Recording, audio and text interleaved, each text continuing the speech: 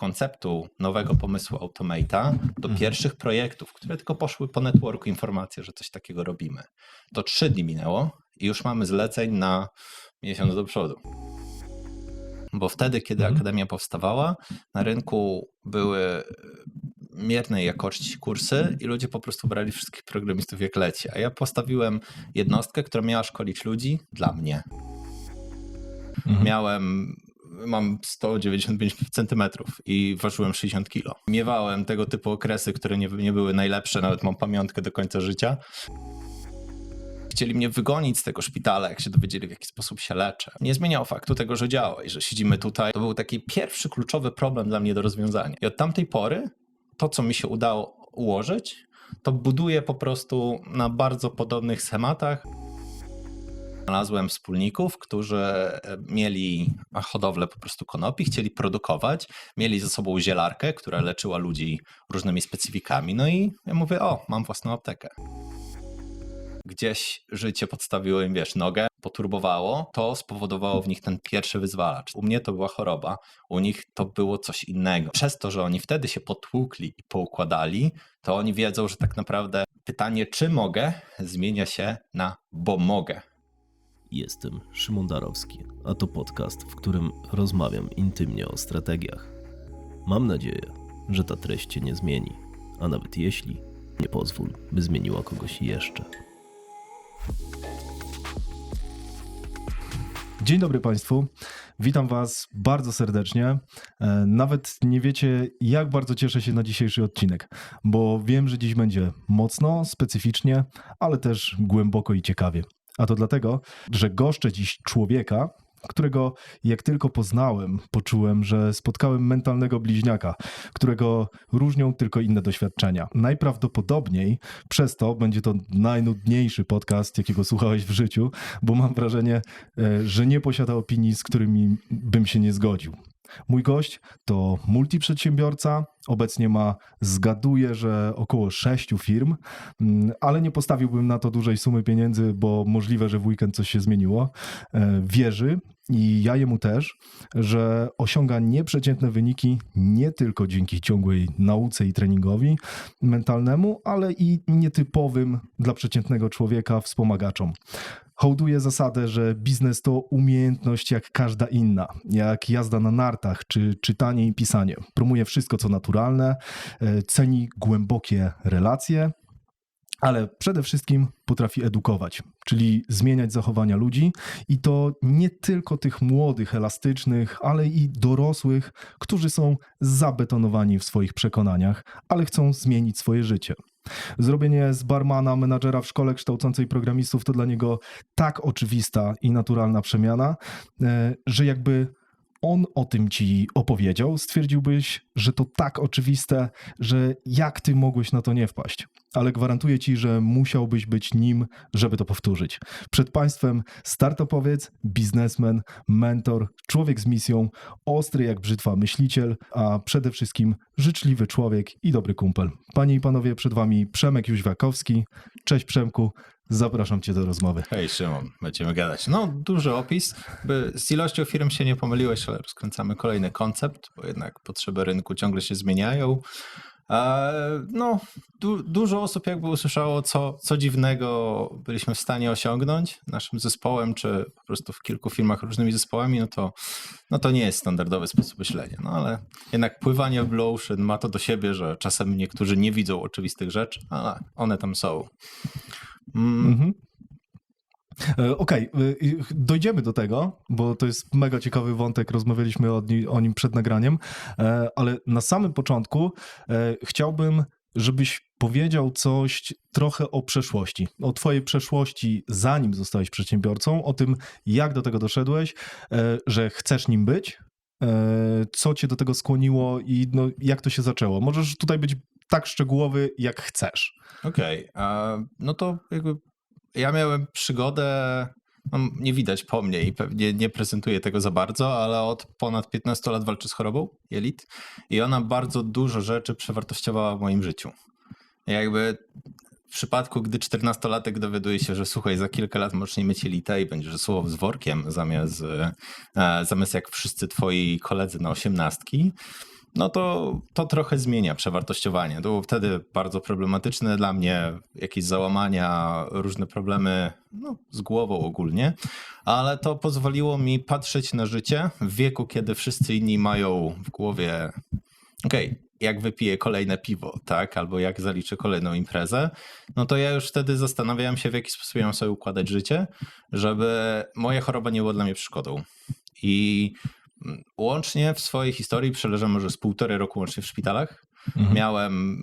Mam 195 centymetrów i ważyłem 60 kilo. Więc jakby miewałem tego typu okresy, które nie były najlepsze, nawet mam pamiątkę do końca życia. Żywienie pozajelitowe, które po prostu było maszyną z workiem z jedzeniem i podpięte przez ponad 4 miesiące. Wtedy byłeś w szpitalu? Czy w szpitalu. Okej, i przez cały czas. Miałem problemy nawet wchodzić, jedno piętro po schodach, bo to po prostu bardzo wykańczało organizm, a wtedy nie miałem żadnych narzędzi mentalnych, żeby sobie z tym poradzić, więc po prostu była bardzo, bardzo, bardzo burzliwa przeszłość, ale jakby na tym, co wtedy poukładałem, buduję do teraz. Tak? Czyli po prostu za każdym razem, kiedy ktoś, kto jest zdrowy, ma marzenie albo jakiś plan, tak?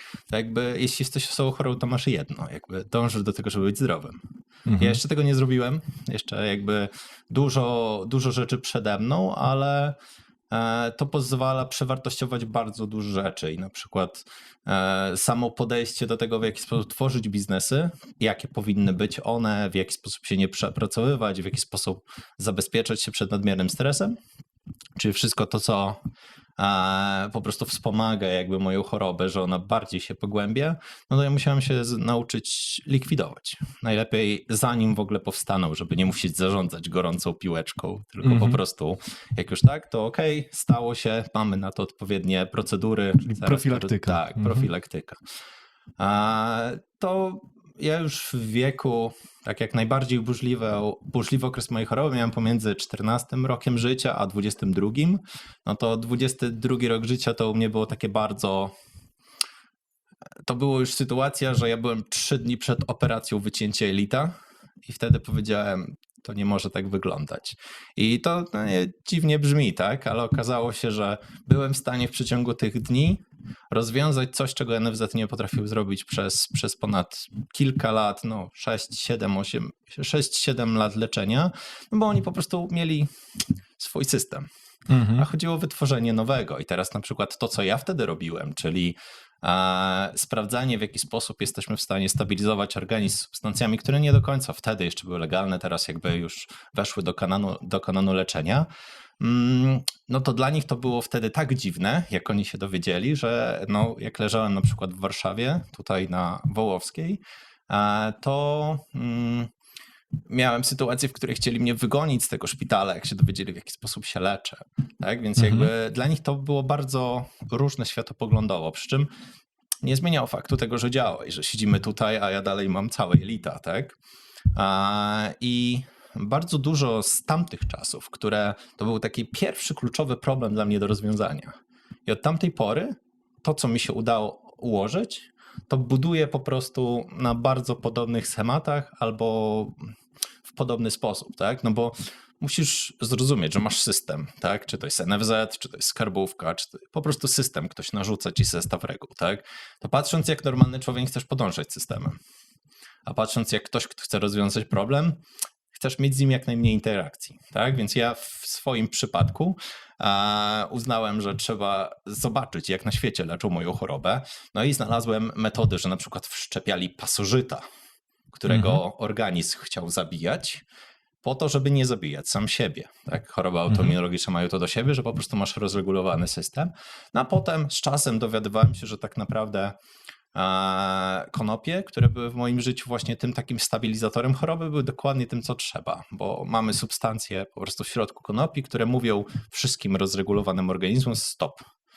Tak? Mamy pewne organy, nie będę jakby zagłębiał się w kwestie medyczne, bo to trochę nie o to chodzi. One po prostu mówią stop i one się nie rozregulowywują. Więc to było dosyć też wtedy zupełnie nieoczywiste. Dla lekarzy, którzy wtedy mnie prowadzili, wręcz szokujące, że tak nie mogą, bo to nie jest sprawdzone i tak dalej, mimo że wysyłasz im sprzed 30 lat badania z USA, słuchajcie, udało im się zrobić próbkę na 200 osobach, 83% skuteczności, poprawa, no tamci ludzie są przecież inni, prawda? Całkiem niezły wynik, 83%. No właśnie, więc tamci tak? ludzie są inni, no i nie chcieli tego zaakceptować, przez co no, w pewnym momencie już jakby moje drogi z aktualnym systemem leczenia po prostu się bardzo rozeszły. Już odwiedzam lekarza, robię profilaktyczne badanie, jakby trzeba jednak podchodzić do tego w mądry sposób, no ale nie idę do nich bezpośrednio po poradę. Tak, uważam, że to, co udało mi się już osiągnąć, to jest wystarczająco dużo wiedzy, który dopiero teraz się gdzieś wybija na rynku. Okej. Tak? Czy wspomniałeś o tym, że człowiek chory skupia się tylko na jednej rzeczy, żeby wyzdrowieć? Powiedz mi, czy myślisz, że dzięki tej chorobie jesteś lepszym przedsiębiorcą? Ja to wiem. Okej. Jakby to jest trochę dziwne, ale to jest moja przewaga konkurencyjna. Bo jeśli ktoś myśli, jak zarobić pieniądze, to ja myślę, jak mieć mało stresu, zarabiając pieniądze, jak tracić mało czasu, zarabiając pieniądze. I skracam ścieżkę krytyczną. Więc jakby to, co ktoś chce zrobić, bo ma czas, bo ma energię, bo ma zdrowie, ja tego nie mam. Ja nie mogę pracować tyle jak normalny człowiek, bo bym wysiadł po 2 tygodniach i musiał resztę miesiąca odleżeć w łóżku. I jakby muszę ograniczać, więc ja muszę starać się pracować mądrzej i jakoś bardziej wydajnie. Czyli nie masz wyjścia, musisz być hiperskuteczny. Właśnie o to chodzi, że jakby to zmienia podejście, że jesteś zdrowym człowiekiem. Jakby jesteś zdrowym człowiekiem, to możesz. A co jak jesteś po drugiej stronie barykady, tak? To też możesz, tylko jakby to twoje możesz wygląda zupełnie inaczej i będziesz postępował zupełnie inaczej. Ja na przykład wtedy, kiedy już miałem zasoby, to bardzo szybko postawiłem firmę konopną. Znalazłem wspólników, którzy mieli hodowlę po prostu konopi, chcieli produkować, mieli ze sobą zielarkę, która leczyła ludzi różnymi specyfikami. No i ja mówię, mam własną aptekę. Tak, jakby ustabilizowałem sobie produkt w taki sposób, żeby mi pomagał. No i główni odbiorcy tego teraz produktu to są właśnie osoby chore. Bo on został ustabilizowany przez osobę chorą, dla osób chorych. I ten The Oldham, którą markę właśnie nazwaliśmy tych olejów, on jest właśnie w tym kierunku rozwijany. Tak? Więc jakby mam swoją małą firmę, która zapewnia to, że jestem bardziej zdrowy, tak, że nie choruję. I po prostu przekułeś to w produkt też dla podobnych ludzi, rozumiesz ich, wiesz jak do nich dotrzeć i tak dalej. No my jak widzimy na przykład po orderach, jak wpadają do sklepu, to są ci sami ludzie. Okay. Oni wiedzą, że to im pomaga, wiedzą, że dzięki temu czują się lepiej. Mamy bardzo dużo takich case study w stylu właśnie hej, dzięki tobie śpię lepiej, dzięki tobie nie bolą mnie kości. Po prostu widać to na opiniach na stronie czy na Google'u. No okej. I jak na to wpadłeś? Że Wiesz w ogóle... To był pomysł, który dojrzewał, jak ja się dowiedziałem, że muszę do końca życia stosować jakąś substancję, która będzie regulować mój organizm. Tak? Na razie kiedyś to po prostu nie dałoby się ze mną pogadać, bo ciągle chodziłem zjarany. To była jedyna metoda. Tak? Potem okazało się, że istnieje ekstrakcja, że można to odpowiednio ułożyć, że można szukać odpowiednich odmian i tak dalej.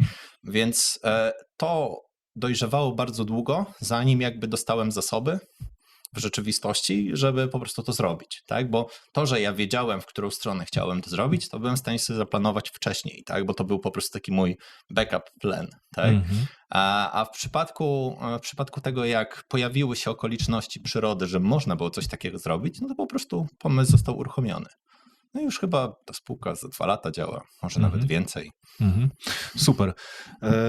Chciałbym trochę podrążyć temat tego, że masz kilka przedsiębiorstw, tak? Bo standardowy przedsiębiorca ma przeważnie jedno.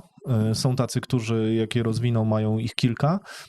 Ty mówisz o pomyśle, który powstał jakby z twojej potrzeby i to jest bardzo częsty chyba scenariusz. Tak. Z tego, co ja zauważam, rozmawiając z ludźmi, to bardzo często. I wiesz, że było to rozwiązaniem twojego problemu. Mega duży plus, że twoi klienci rzeczywiście będą prawdopodobnie do końca życia twoimi klientami. To jest... Miejmy nadzieję. To jest case, jak Warren Buffett mówił o Coca-Coli, tak? Że tak, raz zaszczepiłeś w kulturze i jakby masz już odbiorców. I to będzie, tak? Zamiast wody. To jest ciekawe. Ale temat na inny podcast. Tak, dokładnie. Duży temat. I moje pytanie jest takie. W momencie, w którym masz już jeden biznes, on działa, Dlaczego podejmujesz się wyzwania tworzenia kolejnego biznesu? Czy to jest z potrzeby, czy to... Wiesz co, pierwsze kilka pomysłów, które udało mi się uruchomić, to były właśnie z takiej potrzeby, tak? Akademia, od której zaczynałem, wcześniej miałem jakieś takie biznesy, na których się uczyłem, nie potrafiłem sprzedawać, nie potrafiłem kreować produktu. Akademia była takim pierwszym punktem, który pozwolił po prostu zaistnieć i który działa do teraz. To Akademia też powstała jakby z potrzeby chwili, bo wtedy, kiedy Akademia powstawała, na rynku były miernej jakości kursy i ludzie po prostu brali wszystkich programistów jak leci. A ja postawiłem jednostkę, która miała szkolić ludzi dla mnie. Czyli ja nie chciałem stworzyć modelu, który szkoli ludzi, żeby ich szkolić, bo ktoś ich weźmie z rynku. Ja chciałem wyszkolić i po prostu zatrudnić. I okazało się po kilku takich pierwszych testowych studentach, że idzie to całkiem nieźle. Te chłopaki pomagają mi rozwijać dalej firmę. No i potem, jak już w pewnym momencie okazało się, że zażarło to tak, bo Akademia rozrosła się, jest trochę dzieckiem COVID-u. Tak? I jakby rozrosła się, bo ludzie uznali, że co robić, tutaj dostali zwolnienie, tutaj jakieś pauzy i tak dalej, no to trzeba szukać jakiejś innej drogi. No i Akademia przed COVID-em miała 10-15 studentów, bo była dla mnie stworzoną jednostką pracy, a teraz ma 60 studentów, 12 mentorów i jakby chcemy się rozrosnąć do końca roku tak do około 90 studentów. Więc jakby to jest zupełnie inna skala biznesu, przy czym dlaczego zmieniło to się, bo jakby ja Akademię tworzyłem, żeby mieć dobre miejsce pracy dla siebie, tak? Miało być bezstresowe, mało konsumować czasu, po prostu według tej reguły choroby, tak? A Akademia się rozrosła, ponieważ w środku Akademii okazało się, że moje komunikaty, moje podejście znalazło ludzi podobnych mi. I gdyby nie znalazło, to mnie budowało tej firmy. Ale jeśli ja mam zastęp, my to teraz nazywamy zakonem, bo my już przestaliśmy być akademią z uwagi na to, że my nie dość, że potrafimy przeszkolić osobę od zera do jakby takiego komercyjnego programisty, to jeszcze potem mamy tyle znajomości projektów, że ten człowiek nie zdąży być jeden dzień na rynku, bo gdzieś idzie już pracować. Tak? Niektórzy, którzy są bardziej wybitni, już podczas kursu idą gdzieś pracować.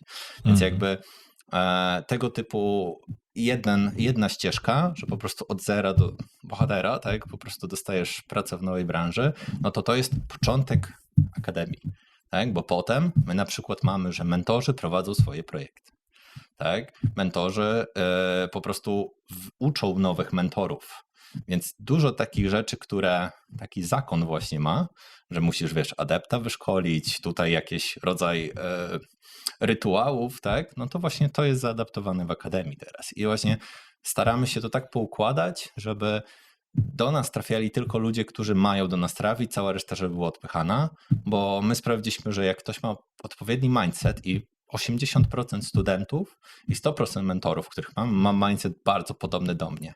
Bo jakby kiedyś w życiu gdzieś życie podstawiło im, nogę, poturbowało, jakby to spowodowało w nich ten pierwszy wyzwalacz, tak? U mnie to była choroba, u nich to było coś innego, tak? I jakby przez to, że oni wtedy się potłukli i poukładali, to oni wiedzą, że tak naprawdę pytanie, czy mogę, zmienia się na bo mogę, tak? I jakby oni wiedzą, że raz im się udało, to jest tylko kwestia podejścia, żeby to się dalej udawało.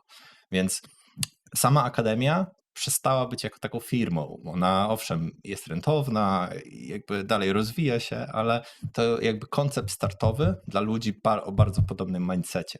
Dlatego to zmieniło z akademii właśnie na zakon.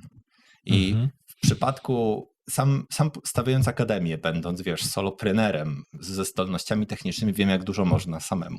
Więc wyobraź sobie, że masz 3 kolegów o bardzo podobnym mindsetie, którym się chce, którzy mają podobne skille, no to jesteś w stanie postawić nowy biznes jak szybko. Od konceptu nowego pomysłu Automate'a do pierwszych projektów, które tylko poszły po networku informacje, że coś takiego robimy. To 3 dni minęło i już mamy zleceń na miesiąc do przodu. Bez strony, za samym konceptem, tylko rozrzucone po networku. Więc jakby ta akademia właśnie stała się takim sercem teraz trochę do produkowania dla tych, którzy chcą, dla tych, którzy mogą, dla tych, którzy chcą się spróbować na przykład. Właśnie takich małych konceptów, które oni sobie mogą sprawdzać. Przerwę ci na sekundkę, mogę spróbować ci przesunąć bliżej Okej. mikrofon? Jasne? Możesz, oddaliłem, no. Nie, możesz machać, rękami, ale żeby on był w miarę blisko. Dobra, Przemku, tylko cofnijmy się trochę, bo byliśmy w firmie związanej z konopiami, byliśmy w firmie związanej z kształceniem programistów. Jak to się Jak ma to się do... połączyło? Tak, To się nie połączyło. Bo jeszcze masz biznesy, o których ludzie, którzy nas słuchają, nie wiedzą. Złączmy to wszystko w kupę. To nie ma się łączyć. Okay. Jakby budowanie grupy, tak jak ja na to patrzę, to jakby jest fajne, bo jest łatwiej tą grupę budować, ale wtedy jeśli część tej grupy upada, to cała grupa jest słabsza. Więc ja staram się budować raczej odseparowane od siebie firmy. No i te dwie firmy pomiędzy marką konopną a szkołą dla programistów, no nie ma z tym połączenia, poza tym, że jakby gdzieś po drodze był wykonany sklep.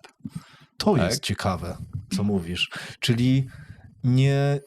Bo jakby dla mnie, jako też przedsiębiorcy, też człowieka, który kombinuje, jakby takim intuicyjnym myśleniem jest to, że mam dwa biznesy, one gdzieś mogą razem tworzyć jakąś synergię.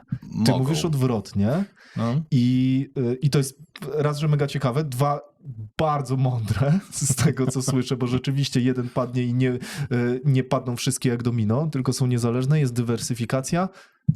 Jak to wpadłeś? To znaczy, to są reguły, to znaczy ludzie, którzy wchodzą do IT, oni nie wiedzą, że jak programuje sobie, to przy okazji uczy się pewnych wzorców myślenia. To jest loosely coupled tak, więc jakby te połączenia, kojarzę dokładnie, z programem. To jest tego typu rzeczy, to jak ja pierwszy byłem programistą, to później ja zastosowałem dużo rzeczy, takich dobrych praktyk z IT w tworzeniu biznesu. I właśnie dobrym jest to, żeby jeśli masz rzeczy, które są między sobą połączone, to one niech się ze sobą komunikują, ale raczej, żeby były odseparowane. Super. Tak, więc jakby ja, czy to właśnie tą firmę z suplementami grzybowymi, czy inny e-commerce, który teraz właśnie stawiamy, no to te rzeczy, one będą bazować na wiedzy z akademii. One być może początkowo będą bazować na zasobach, ale one są budowane, żeby być niezależnym bytem. Ale to jest piękne, co powiedziałeś, bo ja to wiedziałem, ale nigdy bym tego nie zastosował w biznesie, tak jak ty to w tym momencie ująłeś, bo rzeczywiście tak, jest taka zasada, żeby te systemy były jakby zamkniętymi skrzynkami w systemie IT, ale nie wpadłbym na to, żeby przełożyć to na biznes. Mega. Bardzo dużo rzeczy ja wykorzystuję bezpośrednio z architektury oprogramowania, czy z projektowania pewnych funkcjonalności, które ja po prostu przekładam na biznes i okazuje się, że to w miarę dobrze działa. Dobra, to zacznijmy od tego, bo na początku w takim razie byłeś programistą. Czy to była twoja pierwsza praca? Jako taka? Byłem studentem budownictwa, ale po tym, co tam zrobiłem i po tym, jak przestało mi się to podobać, to już nie byłem. Ja już na drugim roku studiów już zaczynałem uczyć się programowania, szukać po prostu tej ścieżki, łapać pierwsze zlecenia, bo wtedy też ludzie chcieli jakiejś stronki, no to od tego każdy zaczynał. To była moja pierwsza taka praca, w której zacząłem zarabiać jakieś realne pieniądze, no bo jakieś staże na budowach, czy nie wiem, praca, no głównie wtedy akurat nie za bardzo pracowałem, no bo miałem problemy zdrowotne, więc nie mogłem pójść jako barman gdzieś popracować, tylko po prostu moją pierwszą pracą były jakieś praktyki na budowie, no a potem jakby to była pierwsza moja praca fizyczna i ostatnia fizyczna. Jakby to było dla mnie tak trudne wstawać przez 2 tygodnie czy przez 3 tygodnie o 5 rano, żeby się doczołgać na tą budowę, użerać się z ludźmi, wracać zmęczony i okazuje się, że jeszcze coś innego masz robić, to było dla mnie takie bardzo... I jeszcze zarabiasz naprawdę mikropieniądze. Tak, więc jakby to nie chodziło o to, tak? To nie był typ pracy, który pasował do tego, w jakim stanie wtedy byłem zdrowotnym. Więc musiałem sobie po prostu wykreować coś, co pozwoli mi w miarę wygodnie zarabiać pieniądze, no i wtedy był pierwszy tak jakby boom na IT. Tak, to były, 2011, 2010, gdzie ja po prostu już powoli wiedziałem, że tego typu kierunek jest w porządku, no ale zanim ja stwierdziłem, że tego typu kierunek jest w porządku, a zarobiłem pierwsze pieniądze, no minęło 2 lata, tak? Więc Okej, czyli 2 lata się uczyłeś i nie było efektów. Efekty były, to znaczy tylko... efektów finansowych, mówię, nie miałeś takiego potwierdzenia z rynku, ale wiedziałeś, cały czas się utwierdzałeś w tym? Czy może nie? Czy może przez te 2 lata były takie momenty, że myślałeś sobie, kurde, może to nie jest to, cały czas nie mam kasy, przez 2 lata... Nie. To znaczy, Okej. ja miałem ten komfort, że jakby, wiesz, nie zostałem wyrzucony z domu, tak? Miałem miejsce, gdzie mogłem sobie pracować i po prostu po to, żeby to poukładać. A w przypadku tego, czy jakby wątpiłem w to, to ja widząc, w jaki sposób rozrasta się sektor, to ja wiedziałem, że to będzie niedługo jakby renesans. Tak? I my jeszcze nie doszliśmy do momentu, w którym każdy, wiesz, miał telefon, dużo osób nie miało jakiegoś stałego łącza, więc jakby to było bardzo, bardzo wcześnie. No ja wiedziałem, że to jest po prostu przyszłościowe. Tak? Teraz, gdybym miał podjąć jeszcze raz tą decyzję, to najprawdopodobniej nie zmieniłby branży, bo samo wejście od sektora IT, posiadając wiedzę i narzędzia, które sektor IT dostarcza, to jest z automatu przewaga konkurencyjna w innych branżach. Tak? Więc budujesz sobie z tą samą wiedzą gdzieś indziej i okazuje się, że jesteś w stanie postawić coś znacznie taniej, albo coś znacznie lepiej działa. Tak? Tylko dlatego, że po prostu chwilę musiałeś poklepać sobie kod sam. Tak? I to było bardzo dobre dla mnie, no bo to było pierwsze zderzenie tak jakby z tym, co teraz robimy w akademii. Czyli jakby pokazujemy ci, że szkoła to jakby jest edukacja systemu. Jakby system ma cel wyedukować niewolników systemu. Tak? I jakby okazuje się, że nikt ci nie dawał, jak się uczyć. Książki były jakieś, ale co z tej książki ja mam wyczytać, co z tego jest dobre, co nie. Później się okazuje, że umiesz coś działa, ale to jest tak słabo napisane, że po prostu lepiej tego nie pokazywać. Więc jakby wtedy miałem takie pierwsze zderzenie z rzeczywistością, jak wygląda zdobywanie wiedzy w prawdziwym życiu. Że to nie jest tak, że ja pójdę, ktoś mi da wykład, ktoś mi da notatki, ja to odbębnię i wiem. No jakby nic nie pamiętam ze studiów. Po prostu nie są mi teraz potrzebne te informacje. A wiedza, którą zdobyłem czyli w jaki sposób samodzielnie szukać źródeł, sprawdzać te źródła, ewentualnie jak dużo praktyki trzeba włożyć, żeby tak naprawdę pierwsze linijki kodu sobie napisać, no to co się napracowałem, to moje. No tak, no akurat jeżeli chodzi o tą wiedzę szkolną czy wyciąganą ze studiów, to każdy, kto rzeczywiście umie się uczyć w pewnym momencie swojego życia, mówi to samo, że po prostu nie ma rzeczywiście skutecznego systemu w naszym procesie edukacji standardowej, tak to nazwijmy, który by uczył nas uczyć się i zdobywać wiedzy, szukać schematów, szukać rozwiązań i tak dalej. No, jest to dziwne, ale rozumiem, że łamiesz to na przykład w waszej akademii. Tak. Po pierwsze, co ktoś taki i masz przewagę dzięki temu, że tego nie ma. Tak? Trochę tak. To znaczy, ja uważam, że takich akademii jak ja to powinno być mnóstwo. Bo to jedyna opcja na stworzenie alternatywy dla ludzi to są właśnie takie, no może nie sprywatyzowana edukacja, ale chodzi o to, że to, czym akademia była do tej pory, to jakby to była taka trochę cyfrowa zawodówka.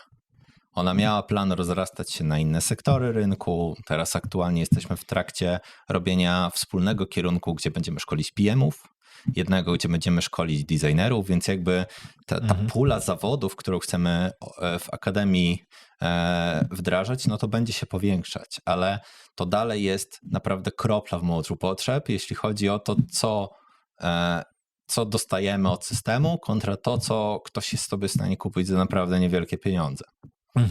Czyli myślicie, masz gdzieś w głowie jakiś taki, przynajmniej zalążek takiego planu, będziemy w biznesie edukacji i będziemy rzeczywiście to rozwijać o kolejne gałęzie, aż może dojdziemy nawet do szkoły biznesu, przedsiębiorstwa? Wiesz co, myślę, że już wystarczająco szkół biznesu. Jakby tych metodyk, zarówno korporacyjnych, jak i startupowych, jednak grup uczących prowadzić biznes w pewien sposób już jest dużo.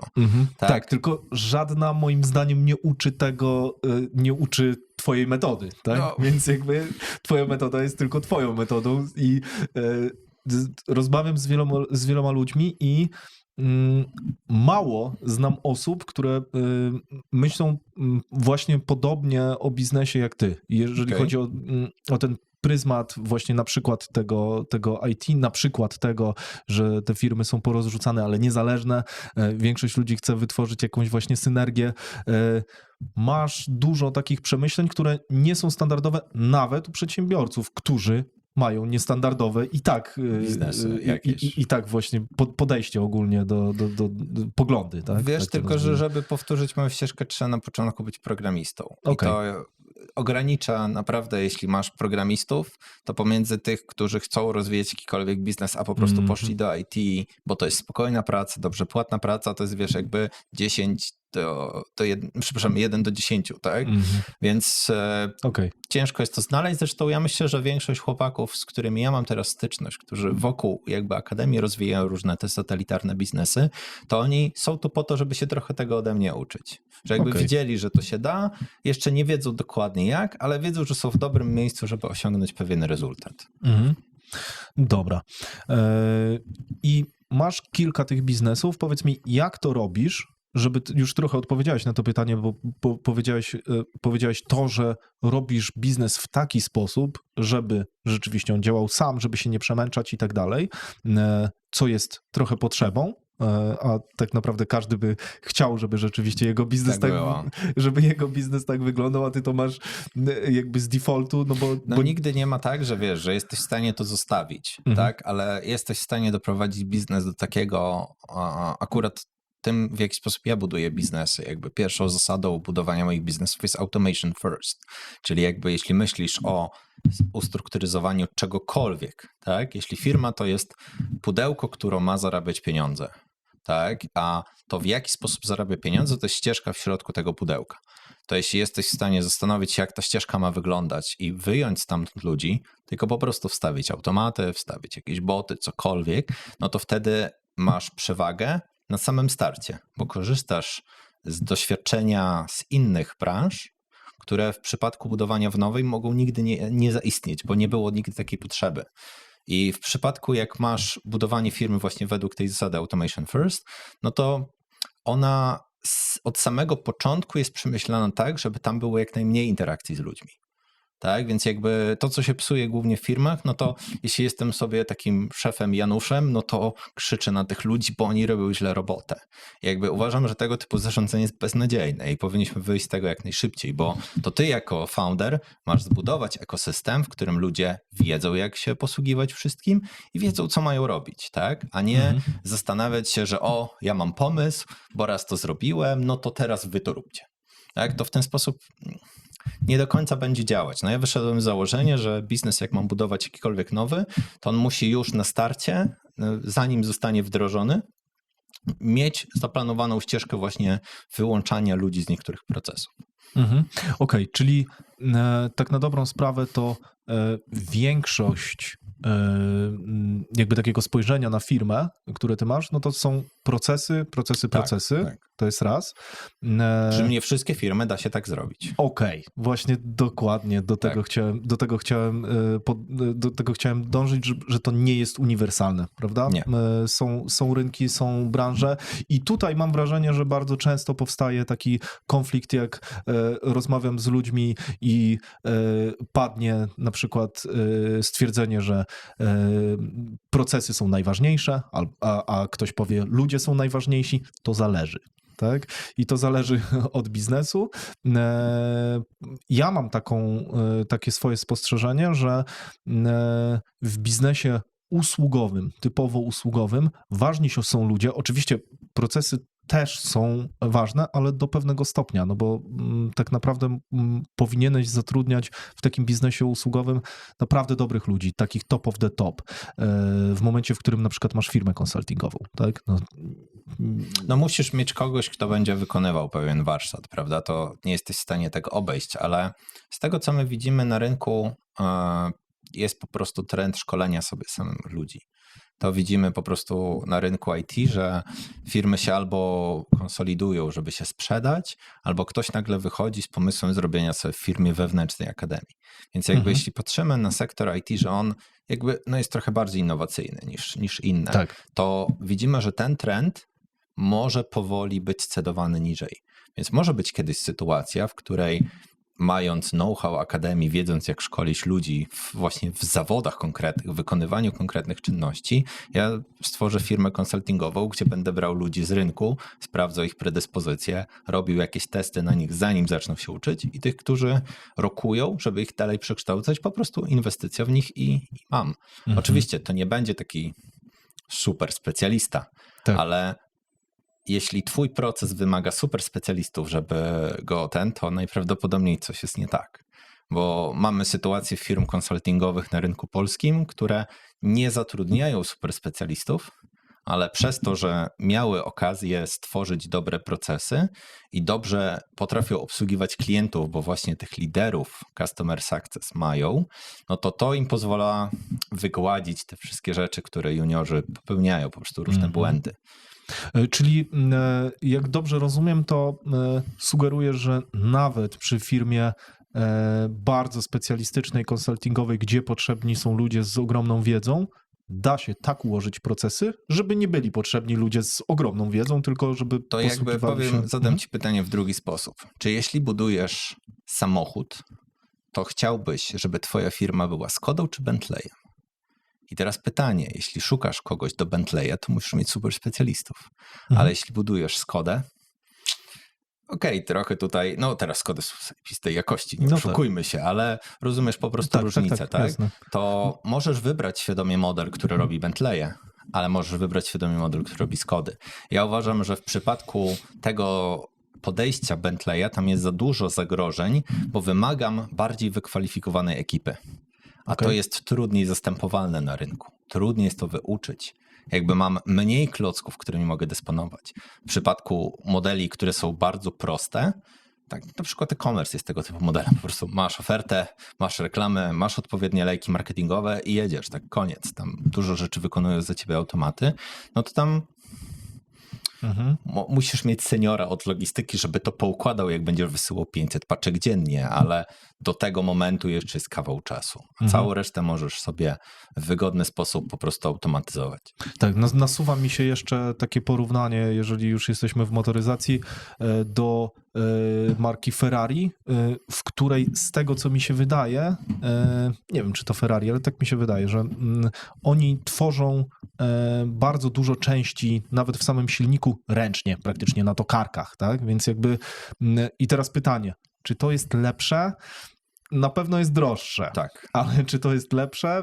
Nie wiem, bo te elementy czasem słychać o tym, że nie są do końca spasowane i tak dalej, no bo jednak bo robi są to ręczne, człowiek, tak, dokładnie. No ja miałem taką przygodę, dlaczego wybrałem budowanie prostych modeli, bo uważam, że one są łatwiejsze w zastąpieniu, po prostu mogę wymienić, nie ludzi, ale mogę bardzo szybko zmienić proces, który będę mógł przetestować. Nie mam długiego, customowego procesu realizacji jakichś usług czy produktu i miałem swoje przygody w IT, gdzie chciałem robić custom soft, taki za pół bańki albo więcej.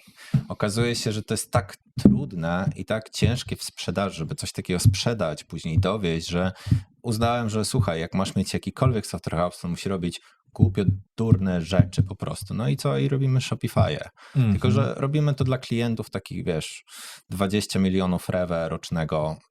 To są fajni klienci, z którymi już można pogadać, którzy docenią pracę programistów, bo w przypadku takich klientów mniejszych, no to oni mają zupełnie inne potrzeby, tak? Więc my wyszliśmy z modelu, Ferrari po to, żeby na początku robić Skody, ale okazuje się, że właściciele Ferrari też potrzebują czasem Skody.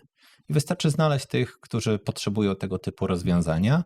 No i jakby to opracowanie tego, że tam nie ma zupełnie żadnych customowych rzeczy, tylko jest powtarzalny proces, no to rozumiesz, to jest bardziej bezpieczne i nawet jak ktoś gdzieś tam w środku mi się wykruszy, no to jestem w stanie go w miarę szybko uzupełnić kimś innym, który ogarnia podobne rzeczy. I 100% rozumiem, bo sam sprzedawałem w IT, w Software House'ie i wiem, jak klienci korporacyjni reagowali na customowy software.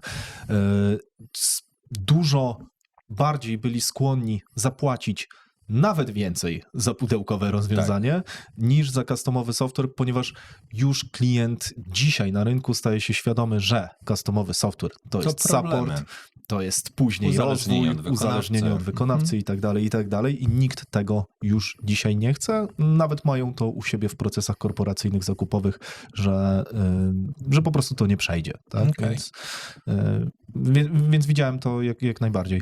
Okej, wróćmy w takim razie z akademii do jeszcze twojej firmy, która robi e-commerce. Jakbyś mógł kilka słów opowiedzieć, wiem, że robicie nie tylko, praktycznie w ogóle dla polskiego klienta nie robicie, ale jakbyś mógł rozwinąć ten temat, bo on się trochę dla mnie łączy mentalnie. To jakby my w przypadku, gdy pierwszy zaczynałem robić jakieś e-commerce, no to robiłem to trochę na własną rękę, nie mając zasobów, nie mając za bardzo wiedzy biznesowej i tak dalej, więc ten koncept, że chciałbym robić e-commerce, to już jest u mnie w głowie dosyć długo. Tylko 1,5 roku temu, jak połączyłem się ze swoimi wspólnikami, no to oni mieli inną, tak jakby, nie wiem, stół to są puzzle. Ja układałem od tej części, oni układali od tej części. Okazało się, że to są rzeczy tak komplementarne, że połączenie tych dwóch firm wyszło nam w tydzień. Żeby niektóre procesy zrobić wspólne, zrozumieć, przerzucić osoby, żeby popracowały sobie tutaj i tutaj. Więc dopiero wtedy oni nie mieli klocka technologicznego, takiego kogoś, kto miałby nadzór nad technologią, a ja nie miałem kogoś, kto miał nadzór nad marketingiem i nadzór nad tą całą operacją administracyjną, tak? Komunikacją z systemem, legislacjami i innymi rzeczami. I to po prostu pozwoliło wystrzelić firmę. My poukładaliśmy sobie 0,5 roku, później wystarczyło sprawdzić pewne hipotezy na rynku polskim, dlatego właśnie też już stąd wyszliśmy, bo mamy owszem klientów stąd, a to są klienci, którzy, że tak powiem, wchodzą nam w lejek, jakby to byli klienci zagraniczni, bo na przykład odpowiednie liczby się zgadzają, świadomość się zgadza, na przykład takiego klienta, on wie, czego oczekuje, tak? Więc mamy tutaj też klientów, ale głównie staramy się współpracować z firmami zagranicznymi, no pokazał nam to case Ukrainy, że coś się dzieje i nagle twoja firma może zniknąć następnego dnia, więc jeśli jesteśmy w stanie nie być zależni tylko od rynku, który jest wysokiego ryzyka, no to jest to dla nas po prostu bardziej komfortowe do życia. No i w przeciągu dosłownie roku 100% zarobków w klientach polskich zamienił się na chyba 90% z klientów z zagranicy i 10% właśnie z Polski. Czyli taki typowy polski klient, no, może to takie trochę pejoratywne określenie, ale większość polskich klientów nie przeszłaby przez was szlejek, bo zostałaby odrzucona przez was, tak? Wiesz co, chodzi o to, że czasem jakby są różne postawy zakupowe w przypadku takiego e-commerce'a, tak? Są różne osoby, które kupują i na przykład tym, że właściciel sam zarządza sklepem, nie ma e-commerce menadżera, to na przykład już jest na nie. Bo jakby jeśli pracujesz z właścicielem, to on ma wizję na całą firmę, ale nie do końca wie, jak to działa w operacjach i może nie być świadomy. Tak. No i też mamy sytuację, w której COVID zglobalizował rynek IT, więc stawki pomiędzy nami a Stanami, czy no okej, dalej Stany zarabiają więcej, ale pomiędzy nami a Europą się wyrównały. Więc jeśli przychodzi do nas programista, który chce zarabiać fajne pieniądze, no to ja nie mogę przerzucić tego kosztu na klienta, bo on tutaj, wiesz, no co, ja będę drenował firmę po to, żeby produkować soft? No nie, ja chcę rozwiązywać problemy i pomagać tym firmom. Więc okazuje się, że musisz znaleźć innych klientów, których po prostu na ciebie stać, albo z którymi chciałbyś pracować w odpowiednim procesie. Bo na przykład to, co zauważyliśmy na rynku polskim, jak mamy właścicieli e-commerce, to oni myślą o e-commerce jak o jednorazowej realizacji. A wystarczy pojechać 1000 kilometrów na zachód i tam myślą o tym, że e-commerce żyje, że to jest fasada mojego sklepu. Jeśli raz dziennie nie zmienię czegoś, to ten sklep się cofa. I chodzi o tego typu mental, z którym my chcemy współpracować, no bo wtedy jesteśmy w stanie, wiesz, dowozić wartość raz za razem, no i ta współpraca nie jest na zasadzie, o, macie tutaj 10 godzin zadań, zróbcie. Tylko mamy na przykład jeden e-commerce, który kupuje pracę miesięczną 4 programistów. To jakby rozumiesz skalę. To jest owszem e-commerce ze Stanów, bardzo duży, jakby na skalę Polski to wręcz ogromny, ale oni po prostu mają 4 programistów tylko dlatego, żeby testować hipotezy biznesowe. No, taki mają pomysł, taki mają pomysł, taki mają pomysł, taki mają pomysł, no i ktoś im to musi naklepać. Świetną rzecz powiedziałeś a propos tego, że jeżeli jak widzisz, że masz produkt i klientów na ciebie nie stać, to musisz poszukać klientów, których na ciebie stać. To pokazuje właśnie to trochę inne podejście niż, no sorry, ale tak, widzę wśród polskich też przedsiębiorców, sam czasem tak myślę, że okej, nie chcą kupować, to pewnie jest za drogo, a ty myślisz inaczej, myślisz o tym w taki sposób, że okej, to znajdźmy kogoś, kogo na nas stać. Super, bardzo, bardzo fajny tip. No widzisz, jednak są rzeczy, których się nie do końca defaultowo zgadzamy, więc może nie będzie aż tak nudno, jak myślałem. Dobra, Przemku, mówiłeś o tym, bo tak, masz biznes związany właśnie i z IT i on, mam wrażenie, się fajnie zazębia, no bo kształcisz ludzi, którzy są tobie potrzebni, przy okazji też robisz z tego biznes, te biznesy są niezależne, chociaż współpracują ze sobą, ale no mogłyby istnieć jeden bez drugiego, tak. mam wrażenie. Same tak? modele biznesowe mogłyby, a to, że one owszem się uzupełniają, no to one się uzupełniają na rynkowych warunkach. Ja nie dążę do tego, żeby przez to, że firma jest w jednej grupie, to od tej innej firmy powinna dostać rzeczy, które wiesz, że nie zarobi na przykład, że musisz dopłacać, bo możesz używać zasobów. Jakby to trochę osłabianie tego modelu biznesowego, więc tak musisz dokręcić sprzedaż, żeby wygenerować więcej kasy, żeby po prostu wziąć wszystkich po rynkowych cenach. Mam wrażenie, że u inwestorów często tak jest, że jak wchodzisz do grupy firm, w których inwestują, to czasem musisz robić coś praktycznie za darmo dla innej spółki z ich portfela, bo przecież oni jeszcze są startupem, tak? No okej. No nawet jak masz startup, no to my jak stawiamy teraz ten nowy pomysł, no to on ma już, owszem, może czerpać pieniądze czy zasoby po to, żeby się wystartować, ale on już został oprocesowany jako oddzielna jednostka i owszem, te firmy korzystają z usług tego naszego pomysłu od automatyzacji, ale na rynkowych zasadach. To są pierwsze firmy, które mają wypracować rynkowy model współpracy.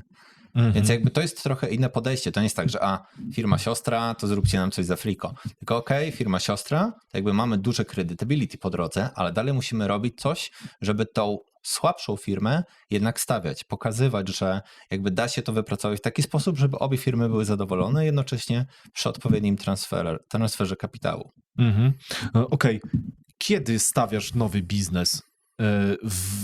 Przychodzi ci pomysł do głowy i stawiasz go po prostu? Czy jaki masz framework do tego, żeby wybrać w to idziemy, w to nie idziemy? To pierwsze jest jakby framework na rzeczywistość. Czyli jakby masz pewne podejście, kiedy możesz wziąć na siebie trochę więcej pracy. Tak? Bo ja w pewnym momencie, już prowadząc 4 biznesy, teraz już trochę więcej, no ale już staram się to robić tak, żeby one bardziej zautomatyzowane były, bo po prostu mam wiedzę z przeszłych biznesów. No to pierwsze musisz się zastanowić, czy możesz, czy to jest odpowiedni czas. Bo ja mam szufladę na biznesy, które rynkowo jeszcze nie są sprawne. Nie dlatego, że nie mogłyby zaistnieć na rynku, tylko na przykład jak ja w 2016 roku robiłem analizę data science sieci restauracji po to, żeby wyłaniać informacje związane z rentownością tej konkretnej knajpy czy konkretnej sieci i dopasowywaniem menu, żeby rentowność podnosić, to był absurd. Branża gastronomiczna musiała po drodze dostać COVID-em, musiała dostać tym, że muszą przestać być restauracją, zaczynają być restauracją zdalną, bo taki jest model konsumencki. Więc tego typu rzeczy muszą się zadzieć jeszcze kilka lat do przodu, żebym ja mógł wyjść na przykład z taką usługą. Timing. Tak, jakby ja miałem, akademia na przykład była za wcześnie pomysłem. Ona za wcześnie powstała i ja od tamtej pory wiem, że na pomysł, żeby zrealizować, to musisz mieć zasoby, ale musi być gotowość rynku. Więc ja mając akademię, która powstała 1,5 roku za wcześnie, ale ja miałem ten czas na naprawdę duże eksperymentowanie, bo świadomość na rynku potrzeb mentoringowych, czyli takiego wysokiej jakości kształcenia IT, powstała naprawdę długo później niż powstała akademia. Więc jakby dopiero teraz tak naprawdę my świętujemy trochę renesans, no bo jesteśmy dosyć dobrą alternatywą do tego, co aktualnie oferuje rynek. Super. Czyli to jest pierwsza rzecz, timing. Ale jeszcze wrócę do czegoś, co mnie na przykład mocno zastanawia. Ile ty effortu wrzucasz jakby w każdą z tych firm? No bo pomysł, timing to jedno, ale realizacja, egzekucja tego biznesu musi wiązać się z tym, że ty musisz mieć na to czas Co robisz w codziennym jakby takim zarządzaniu tymi biznesami? Czy ciebie całkowicie tam nie ma? Bo ty mówisz o tym tak mega swobodnie. Okej, założyliśmy kolejną firmę, tak? Tak jak ja sobie myślę, jak ja miałbym dzisiaj założyć kolejną firmę, to ja czuję łzy w oczach, nie? Okej. Więc jakby tego chciałbym się od ciebie nauczyć, bo to jest dla mnie po prostu święty gral na dziś. Okej. No to najważniejsze jest jakby nie budować samemu. W przypadku mam biznes z innych branż, no to tam nie mam kompletu informacji, kompletu wiedzy, żeby w ogóle cokolwiek rozpocząć. Więc pierwsze, rzeczywistość musi ci przynieść wspólników. Może musisz ich sam znaleźć, albo ktoś musi przyjść do ciebie z pomysłem, no bo mój pierwszy pomysł na biznes konopny przyszedł od moich wspólników, gdzie oni chcieli kupić ode mnie sklep, a jak dowiedzieli się, ile to roboty, żeby zrobić to dobrze, to uznali, dobra, to masz procenty i robimy to razem. I w przypadku kilku biznesów, to one tak po prostu do mnie przyszły. Okay. Tak, ja miałem sytuację, to teraz przebudowujemy ten biznes, bo jakby trochę zmieniamy pulę wspólników, trochę też zmieniamy kierunek, bo po prostu spitchowaliśmy z rynkiem i okazało się, że ten pomysł nie był najlepszy, więc musimy to zmienić. No to w przeciągu 1 tygodnia 2 osoby napisały do mnie z tym samym, gdzie obie mają już firmę. Więc ja tylko musiałem połączyć kropki, doprowadzić do spotkania i koncept poszedł. Tak, więc kwestia tego, w jaki sposób tworzyć firmę tak, żeby ona niezależnie się działała, no to na pewno ja uważam, że w 3-4 osoby jesteś w stanie zrobić znacznie więcej, niż jesteś w stanie samodzielnie.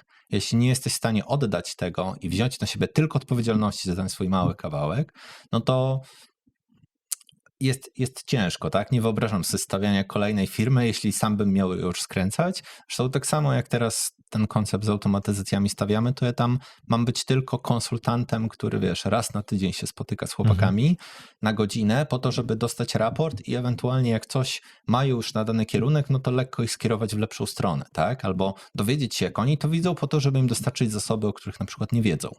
Więc raczej to, co ja teraz robię w firmach, to ja handluję informacją. Okej, dobra. Więc jakby jeśli już raz w firmie ustabilizujesz operację, oczywiście jednostki w stylu e-commerce mają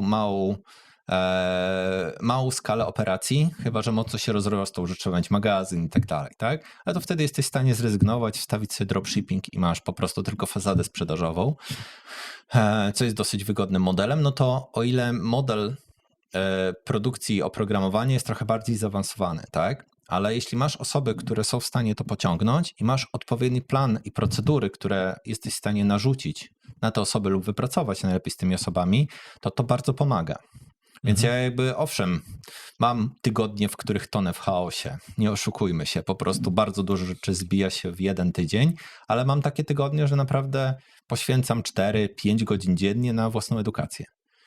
Więc jakby ten komfort, na przykład akademia jest już tak ustabilizowana, że no ja mam tylko i wyłącznie dokręcać śrubki, bo ja już nawet nie uczę w tej akademii, tak? Więc mam akademię, ale już przestałem być aktywnym mentorem, wszedłem na ten level zarządzania i po prostu jedyne co, to 2 godziny dziennie poświęcam na to, w jaki sposób ja mogę ulepszyć swoje biznesy, tak najlepiej, żeby ich status quo nie został za bardzo zmieniony, bo to jest istotne, bo masz ludzi, którzy chcą zmieniać swoje biznesy. Jak zmieniasz biznes? Rewolucja. Tak. No nie, no ewolucja. I case jest taki, jak patrzysz sobie na biznes jak na toczącą się kulę, to żeby trochę zmienić jej kierunek, to nie stajesz jej naprzeciwko i mówisz zatrzymaj się i idziemy teraz w tamtym kierunku, bo ona się wykruszy. Musisz ją lekko pacać, żeby ona zakręciła w tym kierunku, którym chcesz. Więc jeśli tego typu zasady się przestrzega, no to zarządzanie firmą nie jest trudne. Oczywiście nie wyobrażam sobie zarządzanie 20 firmami, bo jakby moim celem jest zbudowanie ośmiornicy, posiadanie 8 firm w różnych branżach, przy czym na razie jeszcze nie do końca mi to wychodzi, bo mam 3 firmy technologiczne, więc to jest branża, w której buduję automatycznie i bardzo szybko, ale chciałbym z niej wychodzić, więc dlatego szukam po prostu innych konceptów. Ale zarządzanie tym całym pajączkiem jest już po prostu w pewnym momencie trudne. I to, co ostatnio zaczęliśmy robić, no to zacząłem się zastanawiać, w jaki sposób od razu do nowej firmy mieć kogoś, kto dostanie przeszkolenie à la CEO. Tak, czyli dostanie reguły Jasne. biznesowe, dostanie podejście strategiczne do tego biznesu. Oczywiście takie spakowane, no ale mam akademię, umiemy uczyć. Już raz to zrobiłem, to jest tylko kwestia zmiany po prostu narzędzi, których musimy dalej nauczyć. Mam wrażenie, że Mirek Burnejko właśnie tak buduje sobie firmę. Możliwe. Że tak wrzuca, zastępuje ludzi i ma tych firm ileś tam i one sobie działają, i on nawet z nich udziałowo później wychodzi. Tak mam wrażenie, że to jest właśnie... Ja zakładam, że to nie jest firma budowana na całe życie. To jest jakby kolejna reguła, którą posiadam, że może być sytuacja, w której pomysł się skończy dla mnie, albo ja się skończę dla pomysłu. Pomysł się skończy dla mnie, że po prostu jak mamy wchodzenie jakiegoś trendu na rynek, chwilę stabilizacji, potem zejście. To jeśli za 15 lat się okaże, że nie musimy w ogóle edukować programistów, bo mamy interfejs człowiek, sztuczna inteligencja, która jest jak Jarvis, tak, że idziesz, słuchaj, Jarvis potrzebuje takiej apki i tak, o tutaj trochę zmień, w lewo, tutaj trochę inne kolory, jakby dorzuć fajne zdjęcia albo wygeneruj teraz te zdjęcia i jakby tak będzie może kiedyś to wyglądać, no to wtedy programisty być może nie będziesz tak przydatny. Może to będzie inny skillset. Więc wtedy zakładam, że być może taka akademia po prostu straci rację bytu, więc no hard feelings. Jest to po prostu pewien koncept, który jest. Tak samo w przypadku e-commerce'ów. Może być sytuacja, w której wspólnik się wyczerpie, tak jak teraz mieliśmy w jednym, bo po prostu jego własna firma była mniej poukładana i po prostu kolejna fala nowych leadów przygniotła go operacyjnie, więc nie miał zupełnie czasu na rozwijanie side project. Zresztą też ja nie traktuję rozwijania firm jako takiego, push it. Tylko na zasadzie bardzo często zdarza się, że odpowiednie okazje przychodzą w odpowiednim momencie i one pozwalają rozwinąć firmę albo pozwalają je zmienić. Czyli to jest dla ciebie bardziej gra strategiczna niż na to jak strzelanka, tak? To znaczy to jest RTS, tak. Jakby ja gram w StarCrafta, to znaczy ja gram bardziej w cywilizację. Jeśli miałbym powiedzieć, przy czym gram na kilku mapach różnymi cywilizacjami. Super. Dobra, powiedziałeś o wspólnikach. No ja podrążę ten temat, tak? Bo to jest... Dla mnie na przykład to jest mega trudny temat, bo miałem wspólników bardzo różnych. Tak naprawdę... Mam wspólnika, po którym spłacam 100 000 kredytu, a jego nie ma w tym kraju. Właśnie o takich rzeczach mówię, tak? Że po prostu ci wspólnicy są różni. Z byłych moich wspólników tak naprawdę dzisiaj kumpluję się bardzo mocno tylko z jednym. Z każdego innego raczej nie chciałbyś spotkać. Nie za bardzo, nie za bardzo chciałbym z nimi pójść na kawę. Jak to jest? Jak to robisz? Jak ich dobierasz? Ilu twoim zdaniem powinno być tych wspólników, żeby nie było ich za dużo, żeby nie było ich za mało, żeby ten biznes działał? Jak to robisz? Bo to jest cholernie trudne. Wiesz, to jest trudne, ale jeśli zakładasz, że wspólnik jest potrzebny w konkretnym etapie firmy i masz na celu tak naprawdę posiadać go w tym etapie, bo oni się wypalają, tak? Ludzie się zmieniają. No, nie można im powiedzieć, słuchaj, po co to rozwinęliśmy, jak ty teraz sobie idziesz. No i możesz mu powiedzieć, ale co to zmieni? Przecież on i tak już stracił serce tego biznesu. Więc automatem musisz mieć to tak poukładane, żeby właśnie wspólnik odchodzący, owszem, on spowoduje damage ogromny na spółce, ale to nie zmienia faktu, że jesteś w stanie przewidzieć, że taka sytuacja ma miejsce i podczas robienia spółki dać wspólnikowi od razu wentyl bezpieczeństwa. Czyli on jest klockiem po prostu, który da się w razie czego wymienić. Nawet ja jestem klockiem w swojej firmie, jasne. tak? Więc jakby być może tak, ale wspólnik musi rozumieć, to znaczy to, co ja zaobserwowałem u swoich wspólników, na przykład z uwagi na to, że nie mam dzieci, budowanie firmy z ludźmi, którzy mają dzieci, będzie dla mnie trudne, bo my mamy inny zakres czasu pracy, inne tempo pracy, inną energię. Ale w sensie myślisz, że masz większe tempo niż ludzie, którzy na pewno. mają... Tak? Jeśli ja byłem w stanie poukładać e-commerce w przeciągu tygodnia, dowieść go w przeciągu miesiąca i dowieść automaty w przeciągu 2 tygodni, a przez ten miesiąc ktoś nie miał czasu zlecić badań na jeden produkt, czy dowieść etykiety po swojej stronie, no to jest problem. Bo to nie jest tak, że on być może nie chciał. Ja zawsze słyszałem, że dzieci, rodzina, choroba. Dobra. Nie, mega ciekawy dla mnie temat osobiście, bo ja mam na przykład 2 dzieci, a wydaje mi się, że przez to, że mam dzieciaki, to tak jak ty musiałeś Skraca ci się ścieżka krytyczna, dokładnie. Dokładnie, więc jakby tak jak ty musiałeś robić właśnie biznesy, które działają, bo nie miałeś wyjścia, tak ja mam wrażenie, że ja po prostu Robisz muszę lepiej. być skuteczny Dokładnie. w czasie, który mam, po prostu muszę go wykorzystać w 100% i wydaje mi się, że ten narzut, który jest jakby tą wartością dodaną z tej skuteczności dodatkowej, jest większy niż jakbym ich nie miał. Więc dlatego mnie zdziwiło to, co powiedziałeś, ale no To znaczy, wierzę, to są jakby moje przemyślenia, tak? okej. Że jak już miałbym budować kolejną, to muszę mieć wspólnika, który po prostu będzie miał podobne tempo pracy. Bo to, że ktoś ma nawet, wiesz, zakładając, że nie ma rodziny, tak? No to on dalej może mieć inne tempo pracy, tak? Chodzi o to, że to trzeba umieć sobie dogadać na samym początku, Okej. bo może się zdarzyć, że jeden wspólnik ma, nie wiem, kilka godzin w skali tygodnia, jeden kilkanaście, a jeden tak naprawdę chciałby się full time zaangażować. Okej. No to się dogadać już na poziomie udziałów i na poziomie odpowiedzialności za to, co ktoś robi. Gdzie ja wchodzę sobie do firmy i na przykład wiem, że nie mogę być operacyjny, bo tego nie chcę. Bo wiem, że można to zrobić lepiej i wiem, że ktoś będzie enjoyował to, co robi, ale jestem dobry w przypadku kreacji produktu i optymalizacji firmy i to mógłbym robić.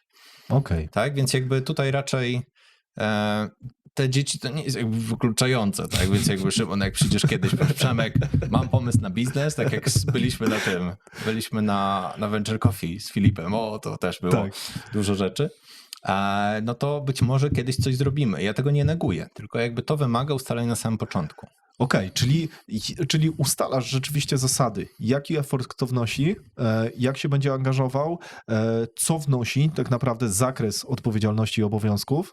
To jest moim zdaniem mega kluczowe my i o tym rozmawialiśmy sporo. Zawsze jak chcemy robić biznes, no to odpalamy sobie Miro i po prostu wrzucamy rzeczy, które muszą się stać, żeby ta firma zarobiła pieniądze, a potem grupujemy na wspólników te odpowiedzialności. Super. Może się zdarzyć, że niektórzy na przykład nie chcą zupełnie mieć administracji, no to musisz znaleźć jakąś księgowość, do której będziesz mógł całkowicie outsourcować proces i oni to sobie ogarną.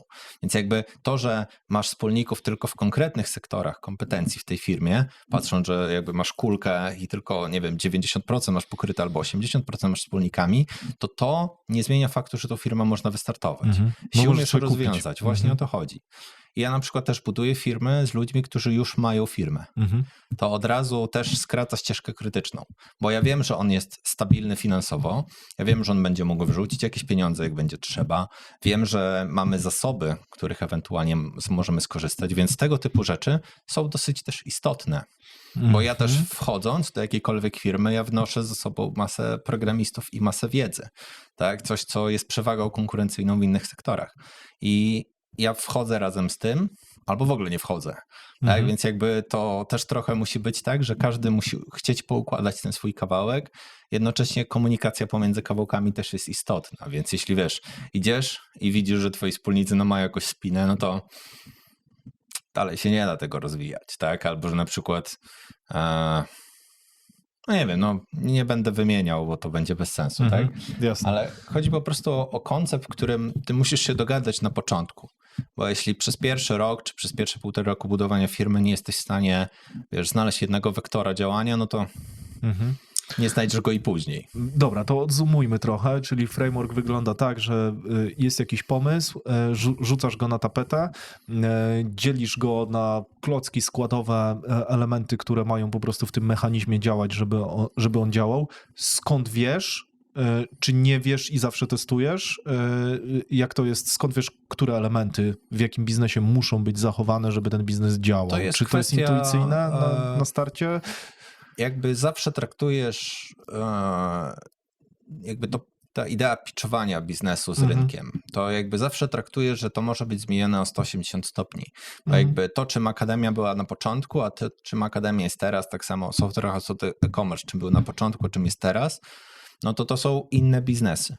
I jakby sprawdzenie, jak konkretnie robić model biznesowy, czyli co dokładnie musi stać, żeby firma zarobiła pieniądze, to może się zmieniać, ale jest masa rzeczy dookoła, które po prostu trzeba robić w pewien bardzo podobny sposób. Tak? Jak robisz marketing? No to wiele firm robi w podobny sposób. Tak? My możemy robić to bardziej high-techowo, ktoś może robić to low-techowo. No, Każdy ma jakąś swoją tą. Jeśli chodzi o kwestię odpowiedzialności, to nie oszukujmy się, w książkach do zarządzania masz wypisaną listę działów, które powinny być w firmie.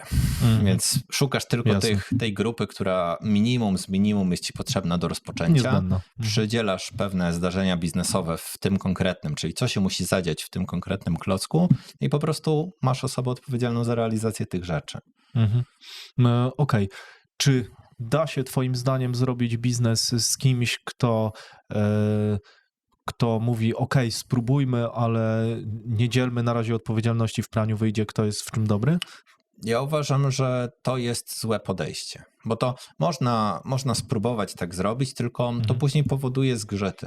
Jakby jeśli firma ma się rozwijać, a ona nie jest poukładana od samego początku, no to potem po prostu nie wiesz kiedy ci gówno wybije. I nie wiesz, kto ma je wtedy zebrać. Właśnie, kto ma je wtedy zebrać, bo może być sytuacja, że przyjdzie wspólnik, wywali stolik do góry nogami i zarządzaj sobie tym. No okej, jakby to jest trochę problematyczne, ale to nie jest nic, czym się nie da zająć. To był po prostu błąd, który nie został rozwiązany wcześniej. Okej, to bardziej szukam po prostu potwierdzenia tego, w sensie tak, większość ludzi tak właśnie mówi, których szanuję, którzy robią biznes. Ja dzisiaj też mam bardzo mocny pogląd na ten temat, że firma powinna być podzielona, jeżeli chodzi o odpowiedzialność i jeżeli chodzi o... Tak, bo łatwiej się prowadzi firmę, kiedy ufasz, że druga strona robi swoją robotę dobrze. Owszem, możesz się obudzić z ręką w nocniku, że ty robisz swoją robotę dobrze, a ktoś tego nie robi odpowiednio. No ale... Nie, jasne. Oczywiście wspólnicy są po to, żeby sobie pomagać, ale nie żeby robić za kogoś jego robotę albo zrzucać odpowiedzialność na kogoś innego, bo to tam powstają konflikty, tak? Jeżeli jasno są podzielone obowiązki i odpowiedzialność tego, kto co dowozi, no to jasno widać, kto nie dowozi po prostu, tak? I to jest tak proste, nie? Okej, super. Powiedz mi, Przemku, bo tak, jest trochę ludzi, też z przedsiębiorców, których mega szanuję. Obserwuję bardzo dużo przedsiębiorców ze Stanów. Jest na przykład Patrick Bet-David, on prowadzi swój podcast, taki bardziej polityczny już, bo on jest takim biznesmenem, który jest już na takim etapie, gdzie już wchodzi w politykę. Okay. On w ogóle ma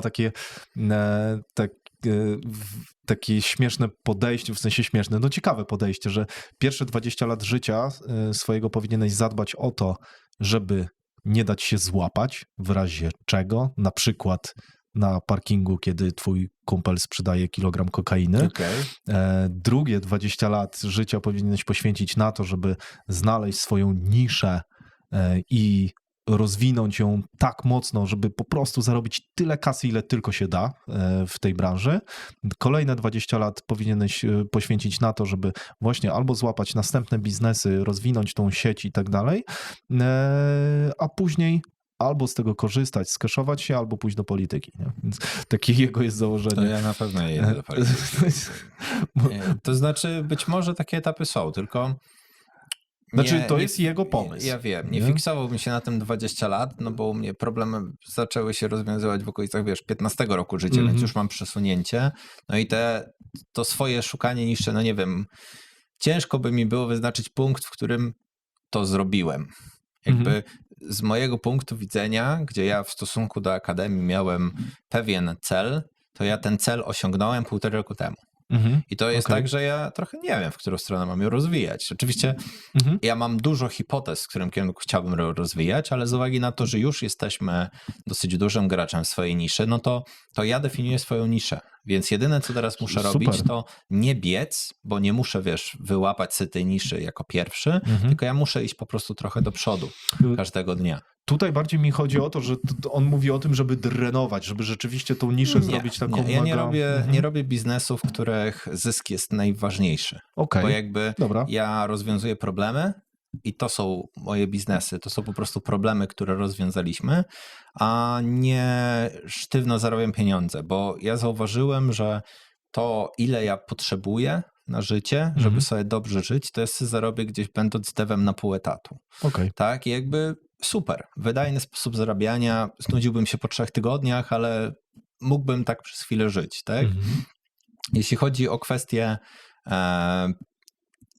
tego, co powiedziałeś, czyli tych kwartałów, no to mógłbym się trochę z tym zgodzić. Oczywiście nie przywiązywałbym się do konkretnych Jasne. zakresów, ale no ostatni klocek to udupiam, tak? Raczej zakładam, że moja ścieżka będzie wyglądać tak, że sobie będę budował. W pewnym momencie uda mi się to tak uniesamodzielnić, bo od takiego, 20 osób w firmie, 25, to firma naprawdę daje się uniezależnić od właściciela. Przynajmniej powinna. Powinna, tak. I ja dążę do tego, żeby mieć właśnie kilka niezależnie działających systemów, w których jakbym był na urlopie, to ja jadę na 2 tygodnie na urlop i pierwsze 3 dni się wyłączam, potem kilka dni odpoczywam, ale pod koniec urlopu ja już mam tyle pomysłów, że ja nie mogę siedzieć na tym urlopie, bo mi się chce pracować, więc ja nie mogę, wyjść z tej firmy. Zupełnie, bo ja chcę tam być, bo po prostu samo to kierowanie i przykręcanie śrubek w niektórych miejscach jest po prostu dla mnie ciekawe. Więc jakby może być sytuacja, w której nigdy nie przestanę być przedsiębiorcą, ale może być sytuacja, w której po prostu uznam, że no już wystarczy, tak, że już mam wystarczająco i tak naprawdę to, co teraz bym miał robić, no to nie wiem, mogę sobie pojechać gdzieś na pół roku, odpocząć, ale zakładam, że po pół roku wróciłbym z powrotem do biznesu. Tak. To jest dosyć uzależniające, nie oszukujmy się. Też mi się tak wydaje, że raczej nie przestałbym nigdy mimo stanu konta. Jest też, rozwinę trochę to moje pytanie, bo chciałbym też porozmawiać i o motywacji, i o no jakby w te kierunki zejść, no bo jest jeszcze na przykład człowiek, którego też mega szanuję, praktycznie pochłaniam wszystko, co on tworzy, Alex Hormozi, i on też mówi o tym, żeby zrobić sobie taki laser focus.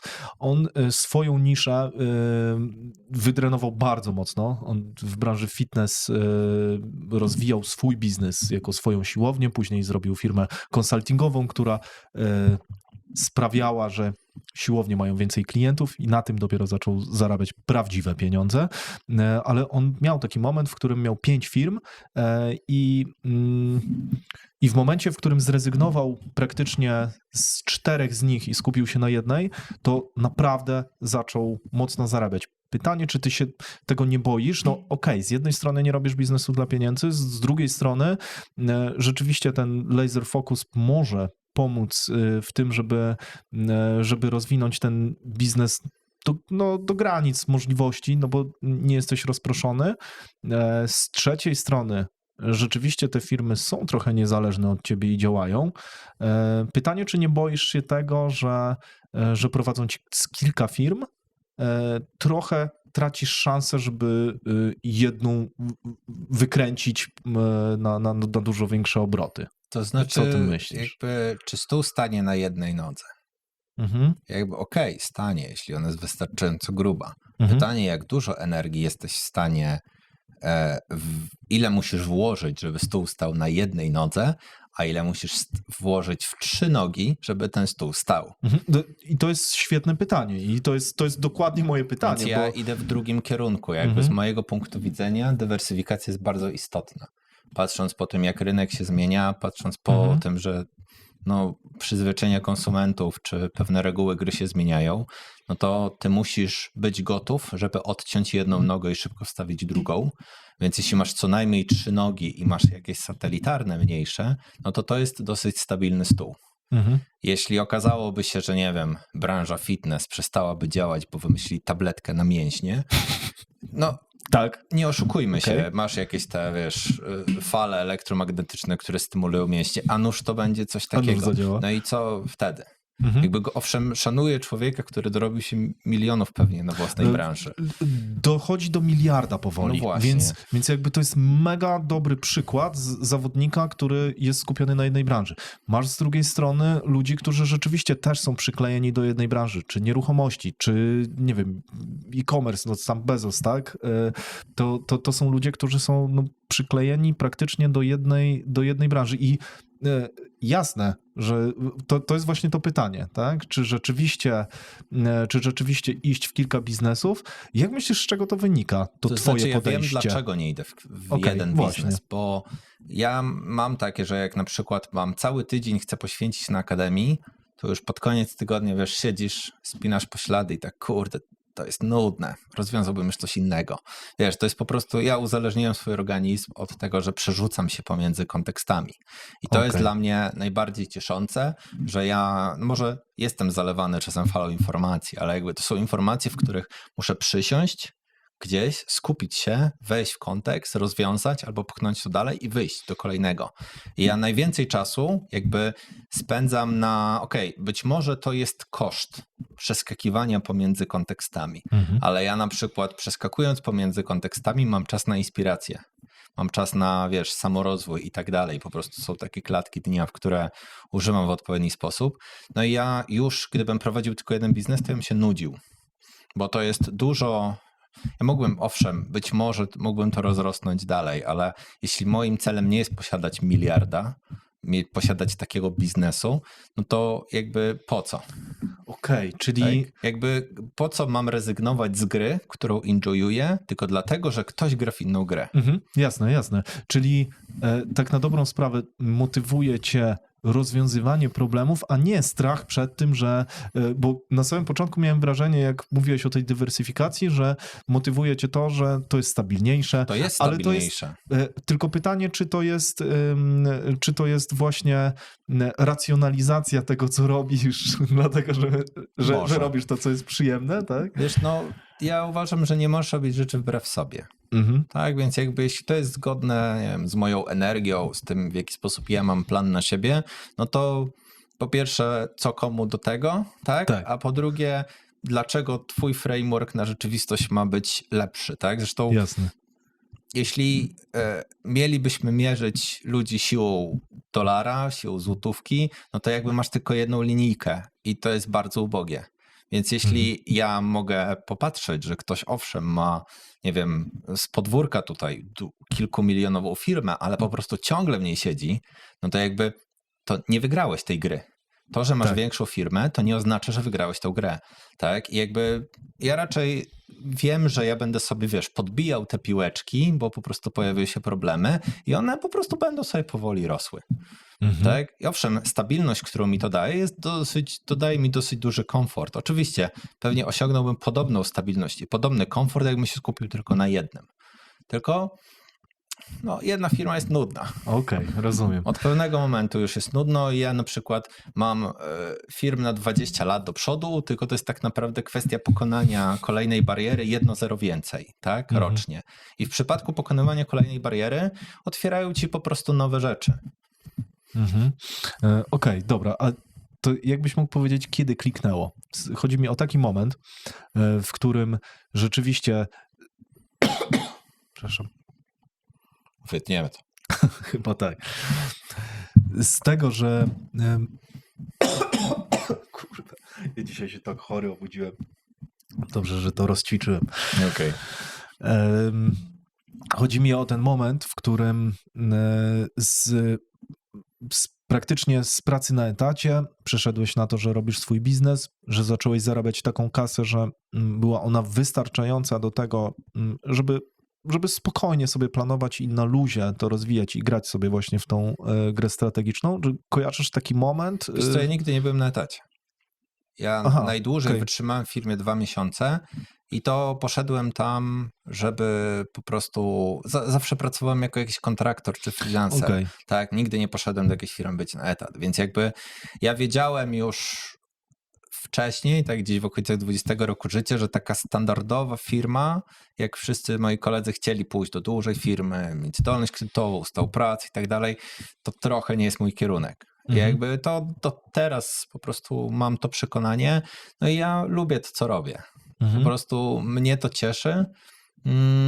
Ale czy to było tak, że miałeś taki czas, w którym trochę głodowałeś, czy nie? To znaczy, a ty nie miałeś takiego czasu, w którym oczywiście, że miałem. No właśnie, więc jakby były takie rzeczy. To nie jest tak, że biznes wyjdzie ci od razu. Masz taką mega swobodę w tym mówieniu, że w sensie jak ja ciebie słucham, to może się wydawać, że prowadzenie biznesu to jest taki prosty, sielanka. Wiesz co, to nie jest proste, tylko ja nie uważam, że wszyscy się do tego nadają, nie uważam, że to jest proste, nie zachęcam wszystkich do tego, bo to jest mega dużo, potu, krwi i bólu mięśni, żeby to rozpędzić, ale ja jakby mam taki wewnętrzny spokój, bo wiesz to...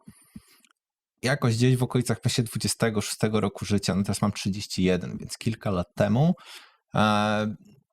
zmieniło się to, że z Przemek ty nie dasz sobie rady, na Przemek co by się nie działo, ty już dasz sobie radę. Tak? I od tamtej pory to przestało być ciążące, to przestało być problematyczne, to zaczęła być gra. Tak? I co by się nie stało, nie wiem, wszystkie biznesy, które teraz mam, załóżmy, upadają jutro, to ja mam kolejkę pomysłów, mam jakieś zasoby, mam jakieś kontakty, że mogę sobie rozpędzić kolejne. Super, mega ciekawe jest to, co powiedziałeś, bo ja też to czuję właśnie, że w pewnym momencie, to znaczy też dosyć dawno to było, że u mnie kliknęło coś takiego, że no, po prostu jesteś przecinakiem i idziesz, tak? No co właśnie, by się nie działo, grad pada, no ale no spoko, no to niech pada, to zagrajmy nim w golfa. Pytanie, czy to jest, czy to właśnie daje ci taką energię do tego, żeby robić ten, w sensie chyba bez tego by się nie dało, nie? Wiesz co, ja po prostu czasem dzieją się tak niestworzone rzeczy w otoczeniu, że po prostu ja jaram się jak wstaję rano. I ja to mam już od dłuższego czasu, bo to jest tak, że owszem, będą tygodnie czy miesiące, które będą nudne, na których musisz się skupić na rozwoju czegoś, na dokręcaniu i tak dalej, ale czasem zdarzy się taki czarny łaboś, to ci wywali, wiesz, układankę do góry nogami i rzeźbij sobie w tym, tak? Więc no ja enjoyuję to, że po prostu mam problemy do rozwiązywania, mam ich odpowiednią ilość, są one na odpowiednim poziomie, bo jakbym miał, wiesz, zastanawiać się, w jaki sposób mam wystawić fakturę, to znudziłbym się, zanim bym ją wystawił, a nie wtedy, kiedy bym ją wystawił. Więc ja muszę sobie szukać tych problemów. Tak? Okay. Więc dla mnie tego typu podejście to jest raczej już takie, wiesz, wytrenowanie mentalne. Myślę, że w tym kierunku raczej bym, wiesz, no uzależniasz swój mózg od tego, że będzie się coś działo i on w pewnym momencie wymaga, ale jednocześnie jak wstajesz rano i nie wiesz, co się będzie działo, no to masz ten, zobaczymy, co się dzisiaj stanie. Tak, i jest to pozytywne podejście, bo to jest, tak. Bo często właśnie są przedsiębiorcy, którzy są mega wypaleni, tak? I tak, właśnie trochę tak. Tak, właśnie przez to, że po prostu jest ciągle Ja uważam, ciężko... że zmiana kontekstu zapobiega wypaleniu. Czyli jakby właśnie to, że masz dwie firmy, nawet to może być główna i side project, ale to, że masz jedną na innym poziomie problemów, a drugą na innym, to przeskakiwanie i rozwiązywanie różnych zapobiega wypaleniu. Przy czym to jest tylko hipoteza, tak? Zakładam, że w pewnym momencie, wiesz, i tak musisz jechać na urlop albo w ogóle zmienić ten. Ale to jest fajne, bo rzeczywiście możesz w firmie, która jest dalej, posiłkować się tym samym frameworkiem, praktycznie w firmie, która jest na samym początku. Jesteś sam dla siebie mentorem. To jest mega. Czy myślisz, że ja doszedłem do takiego wniosku, że żeby skutecznie robić rzeczy i być, żeby skutecznie je robić, trzeba być konsekwentnym. Żeby być konsekwentnym, trzeba sobie ufać i wiedzieć, że się dowozi. To natomiast wyrabia się takimi małymi krokami przez bardzo długi czas, pokazując, zobacz, dowiozłeś. Pytanie, czy też do podobnych wniosków doszedłeś? Czy widzisz ludzi na przykład, którzy są skuteczni mimo tego, że nie mają do siebie zaufania? Czy ufasz sobie, że na przykład jak coś powiesz? Moja historia tego typu zaczęła się od tego, że kiedyś miałem uczucie, to na początku jeszcze, że bardzo dużo pracuję, a bardzo mało robię. I pierwsze co, to uznałem, a Przemek, dopiero teraz, jakoś chyba rok temu, w kwestii, jak zacząłem skupiać się odnośnie na przykład ezoteryki, medytacji, afirmacji i tak dalej, tych wszystkich rzeczy, tego słowa mocy, tak, do siebie mówionego, to ja dopiero wtedy wiedziałem, że ja wtedy to zastosowałem nie wiedząc. I ja sobie napisałem apkę, nazwałem ją Good Day App i codziennie jak się coś działo, dobrego i złego, to ja oceniałem to -5, +5 i wpisywałem sobie w tą apkę. I uczucie tego, że nie dowiozę, zniknęło po pierwszych 2 miesiącach, gdzie ja widziałem, minus był czerwony, plus był zielony. Jeśli ja widziałem board którym prawie każdy dzień jest zielony, to ja wiedziałem, już wtedy zrozumiałem, że okej, jest git, ogarniasz i jakby idź dalej w tym samym kierunku. Problem był z tym upewnieniem się, że ogarniam, tak? Ja musiałem to zobaczyć wizualnie jakby na swój w sposób. zaufaniu do siebie, tak? Że dowozisz, tak? Że ogarniesz. Super, mega framework. To jest tą apkę, ona jest. Ja ją kiedyś wypuściłem do Google Store'a, ale chyba już jej się nie da pobrać. To jest mega dobry... Chodziło, wiesz, to był kalendarz, ale on nie notował rozumiem, wydarzeń, tylko on notował efekt tych wydarzeń, czyli ja nie notowałem, że idę na spotkanie, tak. tylko co wyniknęło z tego spotkania dobrego. Kojarzy mi się to z aplikacją, o której mówił Drzewiecki w swoim podcaście i to też była taka aplikacja, którą on sobie sam wypuścił i mówi, że chce to wznowić.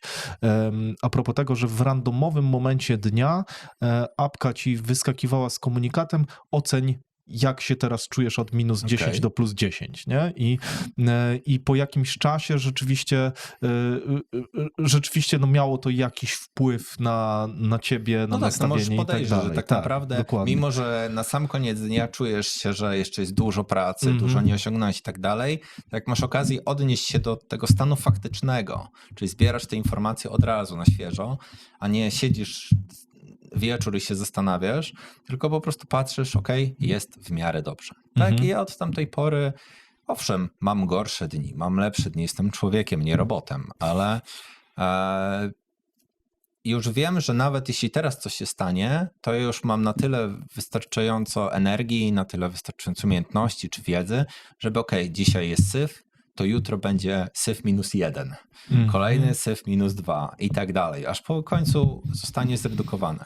Super, bardzo, bardzo to jest pocieszające, że to mówisz, że rzeczywiście to też budowałeś małymi dużo krokami. Przedsiębiorców, którzy jeszcze nie są w tym momencie. Na takiej zasadzie, że bardzo dużo robię, dalej jest burdel, nie wiem dlaczego to żyję, mogę zarabiać więcej, trzeba to poukładać, jakby wiesz, ten feeling gdzieś tam w środku. Ale zgodzisz się, że trzeba zacząć właśnie od małych kroków i że trzeba zacząć tak na dobrą sprawę, nawet niekoniecznie od biznesu. Ja ostatnio zrobiłem to z siłownią, tak? I nie wiem, nie pamiętam który, ale dzisiaj byłem 170 dzień z rzędu. Tak? No to nieźle. Więc 26 kilo mniej i praktycznie i zaufanie do siebie, że jestem skałą. To ja już dochodzę do momentu, w którym wiem, że ta siłownia już mnie nie ominie. Ile mogłem ją omijać szerokim łokiem?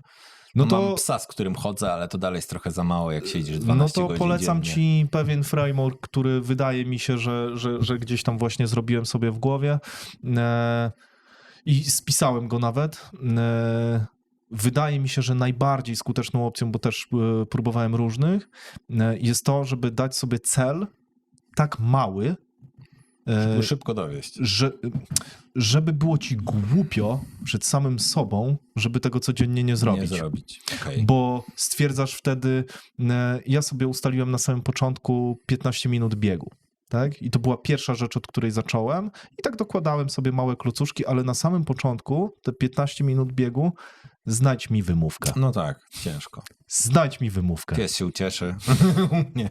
No ja właśnie... Jak słabym musisz być człowiekiem, żeby nie pobiegać przez 15 minut? Z uwagi na to, że razem z Olą nie jesteśmy jakiś tacy, nie jesteśmy typem sportowców, raczej kanapowców. Więc jakby zaczęliśmy od jogi. To są nasze małe kroki. Taka 10-minutowa joga rano i to wystarczy, żeby już poczuć się trochę lepiej. Ja wiem, że robię to źle. Na pewno 1000 rzeczy dałoby robić. To nie jest istotne. Chodzi o to, żeby mieć ten etap po prostu każdego dnia, w którym wygospodarujesz sobie ten właśnie, być może to bardzo podobne podejście tutaj jest.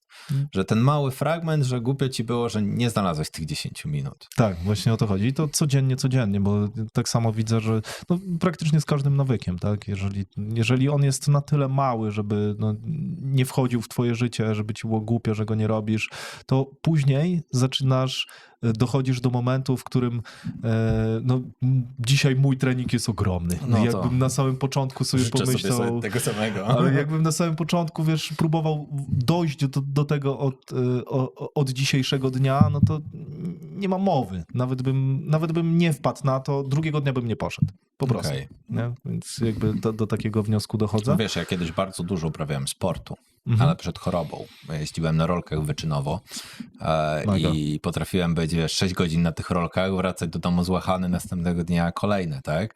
Więc tylko, że przez moją chorobę nie mam takiego statusu krwi, jaki ma normalny człowiek. Jakby moja ilość hemoglobiny, czyli tego transportera tlenu, jest 2 razy mniejsza niż normalnego człowieka. Więc jak kiedyś, i to bardzo ciężko jest odbudowywać, bo staram się to robić, nie jest najgorzej, ale najlepiej też nie jest, więc jakby taki intensywny wysiłek fizyczny dla mnie jest nie do zniesienia. Okej. Ale w przypadku takiej jogi, czy właśnie spaceru, tutaj trochę się poszarpać z psem, to jest coś, na co mogę sobie pozwolić. Wow, to rzeczywiście, nie wiem, ciężko mi sobie to wyobrazić, tak? to Jakbym miał 2 razy mniej właśnie miałbyś 2 razy mniej praktycznie energii. To jest, to musi być mega trudne rzeczywiście w sporcie, ale rozumiem, że da się to powiększyć Tak, właśnie treningiem. Treningami, jakoś odpowiednią suplementacją da się to powiększyć. Jeszcze nie miałem potrzeby, żeby to powiększać, ale już naprawdę od początku roku kiełkuje we mnie pomysł, jak ja mam to sobie ułożyć, żeby jednak zadbać o naczynie, nie tylko o głowę, tak? Tak. Ja też wychodzę właśnie z takiego założenia trochę. Dobra, Przemku, powiedz mi, chciałbym zejść trochę właśnie, ty zacząłeś, jak będzie jakaś granica, to ją postaw, ale ja zadam pytanie na temat twojego życia prywatnego. Nie masz dzieci, jesteś w związku, jak to wygląda, że masz czas na to, żeby prowadzić biznes? Jasne, może się wydawać, że związek nie jest tak wymagający, ale jednak większość przedsiębiorców takich hardkorowych, zwłaszcza takich, którzy mają kilka firm, w pewnym momencie po prostu się rozwodzi, tak? Znam takich, ale ja wyszedłem zupełnie z innego założenia. Jeśli masz być kapitanem statku, który wypływa na trudne wody, będzie szalał ze sztormem, to jakby jeśli nie będziesz miał bezpiecznego portu, to zatoniesz. I bardzo szybko zatoniesz, bo będziesz chciał lecieć dalej, bo nie masz po co wracać. I ja bardzo długo szukałem jakby dziewczyny, które zaakceptuje chorobę. Miałem dużo turbulencji z dziewczynami, żeby zaakceptowały przedsiębiorczość, bo to nie jest dosyć standardowy skill. I znalazłem taką, która akurat zaakceptowała chorobę i nie był to dla niej problem. I ona chciała znaleźć faceta przedsiębiorcę. Bo jakby jej główną misją jest to, żeby tworzyć z mieszkania dom. Tak? Z jedzenia posiłek, tak? Żeby tego typu rzeczy zamieniać i to jest coś, w czym ona chce się rozwijać. Tak? I ja doświadczam tego. Ja mam dużo różnych rzeczy w domu, których jako kawaler, czy jako w ogóle osoba, która kiedyś była w związkach, nie wiedziałem, że potrzebuję, a potrzebuję. Same te rytuały, które udało nam się wypracować, jest dla mnie bardzo dużo. Więc jakby uważam, że da się stworzyć związek z przedsiębiorcą. Jest to trudne, bo druga strona musi rozumieć, co jakby tam jest, tak? Bo jesteś przedsiębiorcą, to nosisz niby sobie na te całe firmy, tak? Jest ciężko zostawić pracę, szczególnie jak wiesz, masz pracę i tutaj zaraz, nie wiem, salon, tak? To jest problematyczne, ale to się da poukładać. U nas to było naprawdę bardzo dużo rozmów, które pozwalały wyprać się. Tak jak wiesz, masz zamiatanie pod dywan i to jest dosyć standardowym zwyczajem w domach. Po prostu nie rozwiązujesz problemów, ty je zamiatasz pod dywan i dajesz, że nie istnieją. I samo to, że ja doświadczyłem i moja partnerka doświadczyła właśnie tego typu, to my widzieliśmy, że to nie działa. Więc trzeba wszystko wyprać od razu i okazuje się, że po wypraniu to naprawdę jest bardzo dobry organizm, żeby w tym rzeźbić. A jak to zrobić? Wiesz co, ja traktowałem relację jako projekt, więc jakby miałem pewne wytyczne, co bym chciał od dziewczyny, co ona musi oczekiwać ode mnie, gdzie musimy się uzupełnić i tak dalej. I mi wyszło, że ja nie mogę mieć na przykład kobiety, nie mogę być ze związkiem w związku z kobietą pracującą. Z uwagi na to, że jeśli ja bym miał wysłać kobietę, żeby ona zarabiała 5, nie wiem, 10 tysięcy, to ja się obrócę w 2 firmach i wygospodaruję ten dodatkowy budżet. Więc jakby to mamy zupełnie inne przełożenie czasu. Jednocześnie to, że ona ma tak dużo czasu, to ona dba o te wszystkie rzeczy po to, żebym ja tylko mógł się skupić na realizacji po prostu firm. Okej, dobra. Zahaczę o to, bo muszę.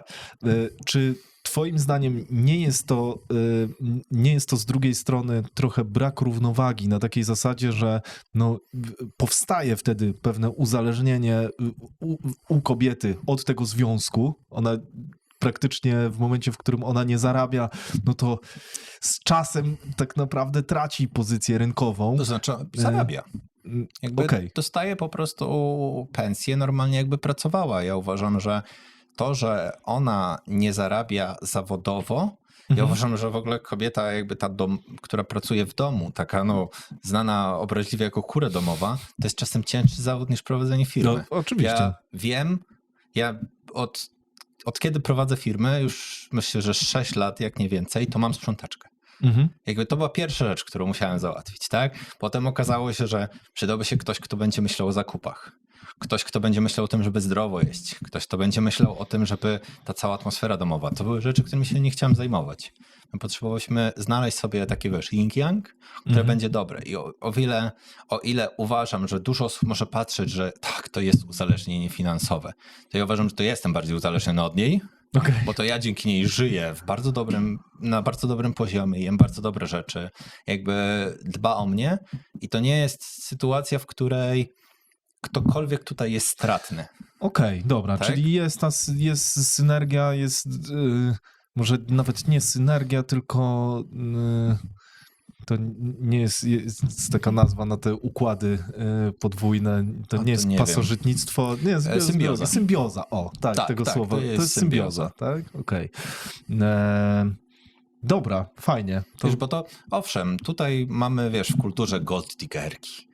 Albo facetów, którzy potrzebują mieć kobietę, którą będą traktować jak narzędzie i wymienią, bo to nie jest przecież człowiek, tylko to jest sprzęt w leasing, tak? No jakby znamy takich przedsiębiorców, jakby są tacy ludzie, ale ja uważam, że jeśli nie poukładałeś sobie portu, to jakkolwiek wycieczka poza port jest po prostu problematyczna, bo jak gdzieś cię pokonają, to nie masz gdzie wracać. Jakby najważniejsza jest ta pewność, że ja dostałem słuchawki, wyłączam komputer, jakby jestem zupełnie innym człowiekiem, bo wchodzę do zupełnie innego miejsca, które jest dla mnie bardzo przyjazne, jest komfortowe, czuję się tam zadbany, ma odpowiednią energię i po prostu to mi pozwala każdego dnia rano wstawać i to dla niej jakby podbijać nowe światy. Tak, że owszem, coś przyniosę do domu, czasem to będzie stres, czasem to będzie złość, czasem to będzie dużo radości, ale mam po prostu taką swoją spokojną przestrzeń, z której korzystam. Super, mega to słyszeć. Ale to jest bardzo trudne. Tak. Ja znam bardzo dużo przedsiębiorców, którzy nie potrafią utworzyć czegoś takiego. No ja mam ogromne szczęście, ale to ogromne szczęście to było 4 lata scrollowania Tindera po to, żeby chodzić na randki i iteracyjnie po prostu podchodzić do problemu związku. Czyli projektowo rozwaliłeś sprawę. Tak. Super, no to mega gratulacje. To brzmi naprawdę dobrze. Przypomina mi się taka scena ze Scarface'a właśnie, tak jak powiedziałeś, że trochę dla niej podbijasz świat i tak dalej, jest motywatorem, kiedy właśnie tytułowy bohater mówił coś w tym stylu, że mam już dużo, mam już praktycznie wszystko, ale z odpowiednią kobietą podbiję świat, nie? Więc jakby tak. I wtedy zabrał żonę swojemu szefowi. Taka historia. No, nie musiałem tego. To znaczy zabrałem dziewczynę jej szefowi, więc jakby... Rozumiem.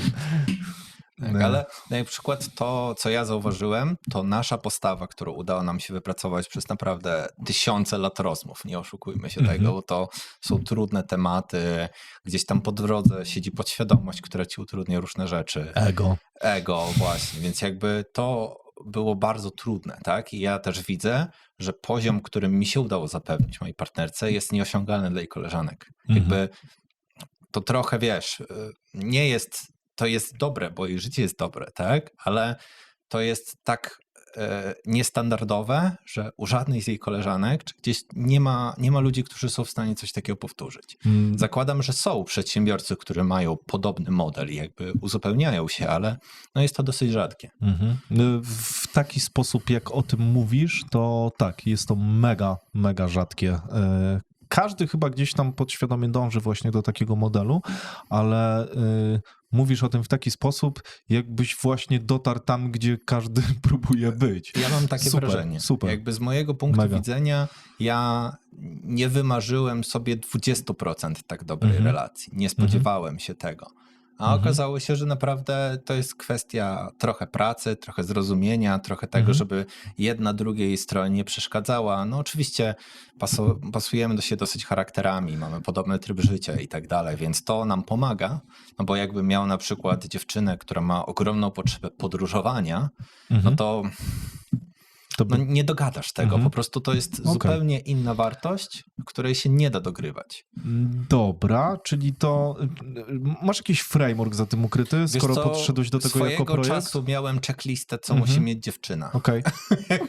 Jakby na Spoko. takiej zasadzie, że na Fair przykład enough. charakter do Mhm. matorki, tak? Właśnie duże dbanie o to ognisko domowe. Mhm. Czy kwestie właśnie takiego, że jak się z nią rozmawia, albo jak idziesz do niej, to czujesz się jakbyś był na terapii. Mhm. Jakby to też był bardzo, bardzo istotny feeling, żeby nie było problemów, że ja muszę jej coś powiedzieć, co przez najbliższy czas na przykład będzie miało wpływ na życie. Mhm. Więc no, Okej. Zastanawiam się, skąd wiedziałeś, że właśnie takie cechy są potrzebne, bo czasem... iteracyjnie. Okej. Tak, to po prostu było To- dużo nieudanych randek. Rozumiem. Czyli...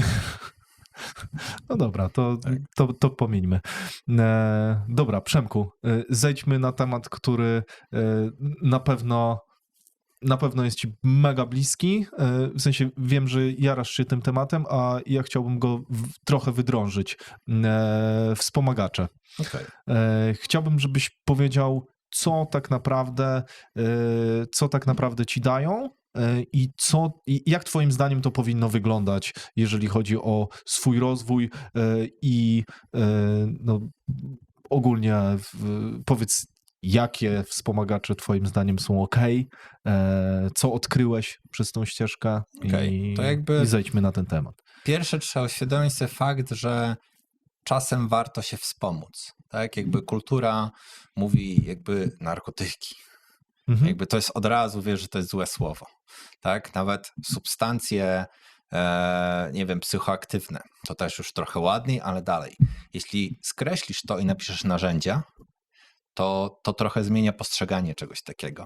I ja uważam, że jeśli mam dostępne narzędzia, które może nie są w mainstreamie, tak? Ale są po prostu dostępne, żyjemy w internecie, wszystko można kupić w internecie.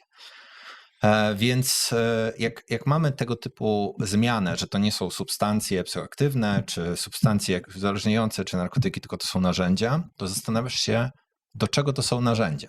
I na przykład ja zainspirowałem się, jakby moja pierwsza przygoda ze wspomagaczami taką na większą skalę, tak, 1,5-miesięczny test, to było, gdy potrzebowałem nauczyć się, w jaki sposób pisać modele sztucznej inteligencji, Mhm. ale okazało się, że mam tak mało klocków, żeby w ogóle zacząć się uczyć, że uznałem, spróbujemy podejścia kalifornijskiego. Czyli jakby oni sobie biorą, mamy LSD, tną sobie kwadracik na 9 części, czy na 16, biorą kawałek i tak przez 2-3 tygodnie po prostu po kawałku. Microdosing. Tak, microdosing. Nie mają żadnej fazy. Ale przez to ich mózg myśli w lekko inny sposób. I często to pozwala zrozumieć pomysł inaczej, tak? Przy czym ja teraz wiem, że wspomagacze i na przykład medytacja to są bardzo podobne narzędzia. Jesteś w stanie osiągnąć bardzo podobne rzeczy, więc ja poszedłem drogą na skróty. Mhm. Tak, po prostu wiedziałem, Czemu nie, no, tak naprawdę? tak, muszę skracać ścieżkę krytyczną, więc jeśli mam możliwość zainwestować i Jak to mi masz się zwróci... klucz francuski automatyczny Dokładnie. i taki, który ręcznie ustawiasz, no czemu by nie Więc skorzystać, jakby- tak? Rozumiem. Różnego typu narzędzia są dostępne lub mniej dostępne. Zresztą nawet w aptece mamy Modafin na przykład. Nie wiem, czy spotkałem Tak. pochodne amfetaminy. Tak. Super, To no. Całe Stany chyba Tak. na tym jadą. Zresztą tych pochodnych amfetamin, w ogóle tych leków na leczenie ADHD i tak dalej, to jest po prostu setki praktycznie To te jest same składy chyba, wspomagacz, tak? No. To jest po prostu wspomagacz, tylko że jakby pochodne amfetaminy działają trochę inaczej. Jakby to jest dopalacz, tak? A tobie niepotrzebny dopalacz, tobie jest potrzebny zmieniacz percepcji, gdy rozwiązujesz problemy. Nie na zasadzie, gdy mówisz komuś, że będziesz miał zmienioną percepcję i on wyobraża sobie te wszystkie rzeczy, które widział w dokumentach propagandowych, czy tych, które są dostępne, no to tak nie działa. Jakby to wygląda w taki sposób, że jak ja uczyłem się sztucznej inteligencji właśnie wspomaganej na microdosingu, to byłem w stanie przyswoić bardzo dużo materiałów, byłem bardzo skupiony na tym i jakby to pozwalało bardzo szybko łączyć klocki. I jakby przez to, w jaki sposób ja dostarczałem tego narzędzia, czyli właśnie przez jakiś czas, jak siedziałem w tym problemie, żeby się uczyć, no to on po prostu bardzo szybko udało mi się poukładać wiedzę, której nie miałem. Tak? To były połączenia, których nie miałem, to były porównania, których nie miałem, tak? Bo te rzeczy, różnego typu narzędzia, one po coś służą. Jakby jeśli już jesteś użytkownikiem niektórych substancji, to zastanawiasz się, czy jakaś inna nie posłuży ci do czegoś innego. Tak więc raczej to jest kwestia właśnie pierwsze, co trzeba było zrobić, to przedefiniować, że to są narzędzia, tak? I później dowiadywać się, które z tych narzędzi do czego są. Tak? I owszem, mimo że wiem, do czego są niektóre z narzędzi, to nigdy w życiu nie będzie mi dane zastosować tego narzędzia w takiej formie, w jakiej ono powinno być stosowane. Bo na przykład chciałbym zespół, żeby się lepiej dogrywał. Tak? Jakby jak to osiągnąć? Możesz ich komunikować. No, możesz ich naćpać. Jakby dasz im coś, co wyzwala oksytocynę, wszyscy się będą kochać, wrócą ci, będą mieć kaca 1,5 dnia pewnie potem, ale wrócą i to będzie zupełnie inny poziom komunikacji. I jakby nie możesz tego zrobić. Nie możesz tego zrobić swoim pracownikom, nie możesz tego zrobić, bo prawo ci na to nie pozwala, co nie zmienia faktu, że tego typu eksperyment był bardzo ciekawy podczas układania firmy, prawda?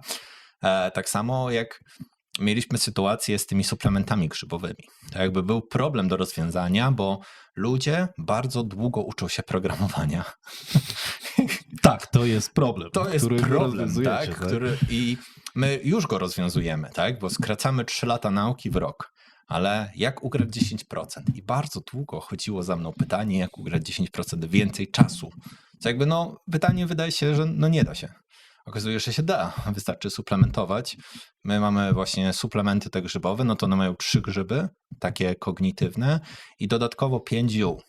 Wszystko jest legalne, wszystko jest zaakceptowane przez Sanepid i to jest coś, co teraz my już w ogóle będziemy dawać wszystkim studentom, bo jakby zrobiliśmy badania, pierwsze wśród siebie, potem właśnie wśród studentów, no i każdy, zrobiliśmy ankietę NPS i mamy 9,6 w ankiecie na 10, że to im poprawiło pracę.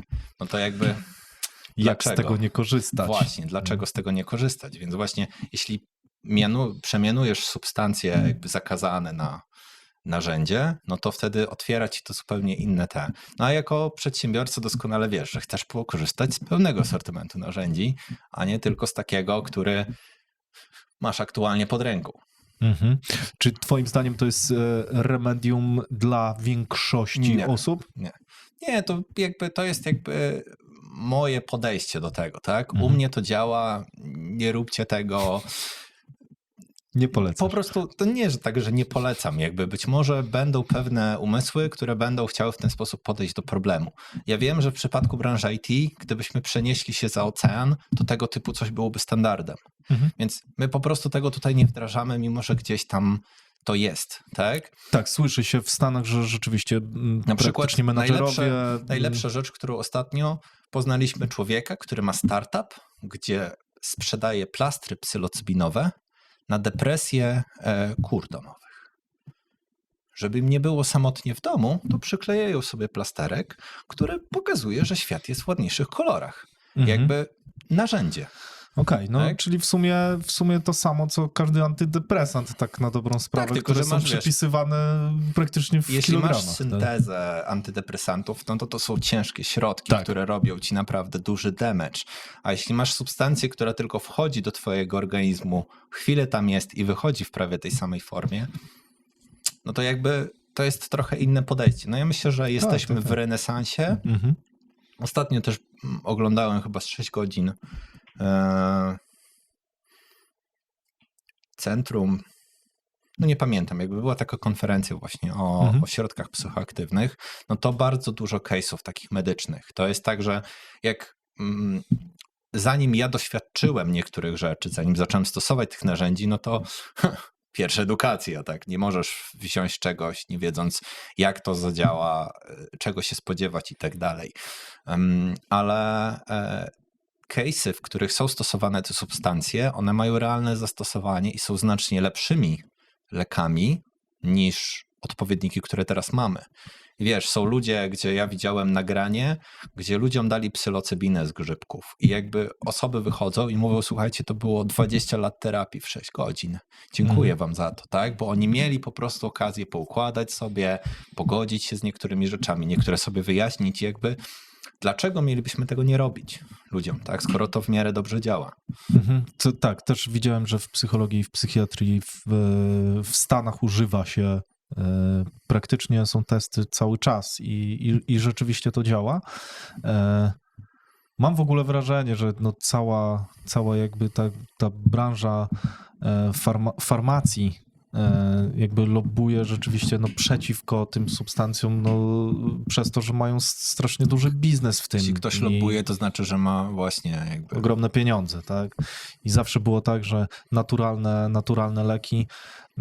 Kiedyś jakiś dokument widziałem o tym, że fabryka, która bada rzeczywiście naturalne związki, po prostu zbiera sobie przysłowiowe kwiatki z łąki ja i idę bada. na wyścigi konne na Służewcu i tam rosną grzyby psylocybinowe. Wystarczy wiedzieć, czego szukać. Jakby, No, to... wiesz, no to jest... Ja uważam, że wiedza, którą na przykład ja ostatnio bardzo dużo zgłębiam medycyny jakby wschodu, czyli jakby tego całego cyklu energetycznego, jakby uzdrawiania, że tak powiem, przez właśnie no trochę grzebanie w podświadomości, trochę właśnie medytację, jakby uzgadnienie tych rzeczy. Po pierwsze, jest to dla mnie problem, którego nie potrafię rozwiązać. Jakby ciężko mi to upchnąć w swoją analityczną głowę, dlaczego to działa. Tak? Ale potrafię zrobić symulację, w której coś takiego działa. Więc jakby jeśli mamy środek, czy mamy pewne narzędzie, to jakby owszem, możesz przez 10 lat siedzieć w tym samym schemacie i rozwiązywać, ale jakby no, jak budujesz przewagę konkurencyjną? Innowacyjnością, podchodzeniem do tych samych problemów w inny sposób. Więc jakby to, że ja kiedyś stosowałem różne substancje, no to już teraz dalej pozwala mi dalej myśleć w podobny niestandardowy sposób. To nie jest tak, że ja ciągle wszystko stosuję i po prostu jestem nagrzany 24/7, tylko po prostu raz zastosowane niektóre rzeczy, jeśli bramka ci się otworzy, to ona już zostaje otwarta. I okazuje się, że wiesz, że pytanie, w jaki sposób pomóc studentom szybciej się uczyć, jak ugrać dodatkowe 10% czasu, to no, która szkoła zada sobie to pytanie?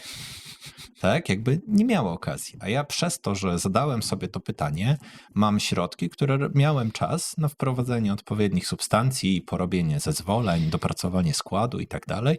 No i teraz każdy student będzie to dostawał, bo to po prostu działa. Czyli z tego, co mówisz, to ty traktujesz te środki i psychoaktywne, i inne, tak? Nie skupiamy się tylko na nich, do tego, żeby one nie robiły mocniej, intensywniej, szybciej, tylko inaczej. Chodzi po prostu o lekką zmianę percepcji, tak? Zachwianie statusu quo, no bo jeśli chcesz być heavy userem różnych substancji, to one bardzo szybko jednak cię niszczą, tak? Nie możesz pójść do apteki tego kupić, a szukanie dobrego zasobu na czarnym rynku jest po prostu problematyczne. I ryzykowne. I ryzykowne, dlatego no, najlepiej jest szukać po internecie. Jakby recenzje w dark webie to jest coś, co jest naprawdę cenną walutą. Ale to nie jest jeszcze na tyle przebadane, żebym się czuł komfortowo. To, że pozwoliłem sobie na testy w małej skali, to, że mi pomogło, tak? To, co miałem rozwiązać, to rozwiązałem. Ale no, to nie jest po pierwsze podejście dla wszystkich, no i na pewno no, dopóki to nie będzie bardziej przebadane, to nie polecam. Jednak Znaczy, wiesz, że gdzieś coś robią, gdzieś im coś wychodzi i tutaj coś usłyszałeś, no to super. Tak, ja zakładam, że większość wielkich gigantów technologicznych jest po prostu oparte o dwóch gościach, których w pewnym momencie wzięli konkretną substancję, olśniło ich i jakby poszli w tym kierunku. Tak, no z tego, co różne źródła mówią, to w czasach Jobsa to każdy tam po próbował kwasa i dzięki temu No właśnie, no dzięki temu otworzyli sobie pewne szufladki, tak jak mówisz. Ciekawe jest to, co powiedziałeś, że rzeczywiście otworzenie takich drzwi, czy otwarcie?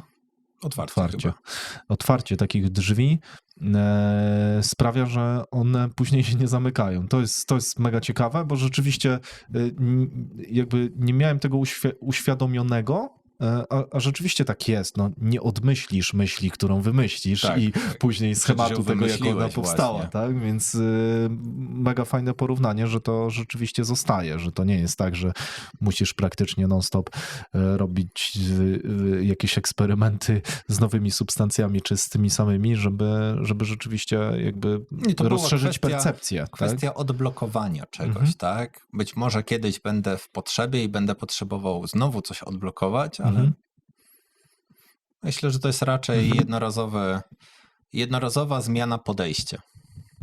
W ten sposób bym na to patrzył. Super, mega. Przemku, ja większość rzeczy poruszyłem, które chciałem. Chciałbym przejść jeszcze do tematu, który no, praktycznie próbuję poruszyć z każdą osobą, mianowicie frameworki, no bo ten podcast jest po to, żeby czegoś się uczyć na stałe, nie tylko usłyszeć, że ktoś coś zrobił, ale coś z niego wyciągnąć. Przede wszystkim powstał dlatego, żebym ja się miał pretekst do tego, żebym uczył się od ludzi takich jak ty. Więc jakbyśmy mogli zajść właśnie do takich frameworków, które chodzi mi o coś takiego, co twoim zdaniem, co dla ciebie było czymś totalnie odwrotnym niż myślałeś wcześniej, na przykład przed tym, jak zacząłeś być przedsiębiorcą albo przed tym, jak założyłeś jakąś firmę. Chodzi mi o takie rzeczy, które kliknęły, które na samym początku były na przykład odwrotne, tak? Masz takie rzeczy? No, to znaczy, jeśli chodzi o kwestie jakby na przykład prywatne, to, że jesteś w stanie zaprojektować swoje życie. Jakby po prostu mi się udało, być może nie wszystkim się uda, ale jakby samo to, że podszedłem do relacji jak do projektu, no to było coś, co zmieniło trochę dla mnie postrzeganie, bo to była kwestia po prostu znalezienia odpowiedniej osoby według schematu, a nie po prostu jej szukania. Tak, więc to w przypadku tego, jeśli chodzi o kwestie biznesowe, no to kiedyś, jak gadaliśmy na Foundersach, to była reguła 3 do budowania biznesu, to teraz wiem, że jest reguła 4. I jakby reguła 3 oznacza, że żeby zacząć dobrą firmę, musisz mieć, to wywodzi się z VC, musisz mieć hakera, czyli człowieka od technologii, hipstera, człowieka od produktu bądź obsługi i hustlera, czyli człowieka, który po prostu ten biznes będzie robił. I uważam, że do tych 3 powinna dojść 4. litera H, huge, czyli człowieka, który dostarcza ci skalę.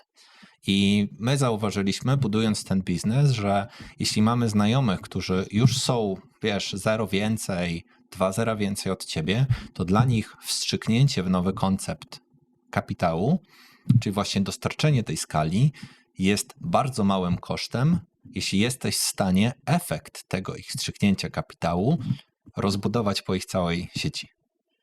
I to jest dosłownie, mając huge, czyli właśnie, no my to w polskim to miał być, wiesz, marketing i sales, produkt, administration, czy ten cały operacyjny, no i właśnie człowiek od skali.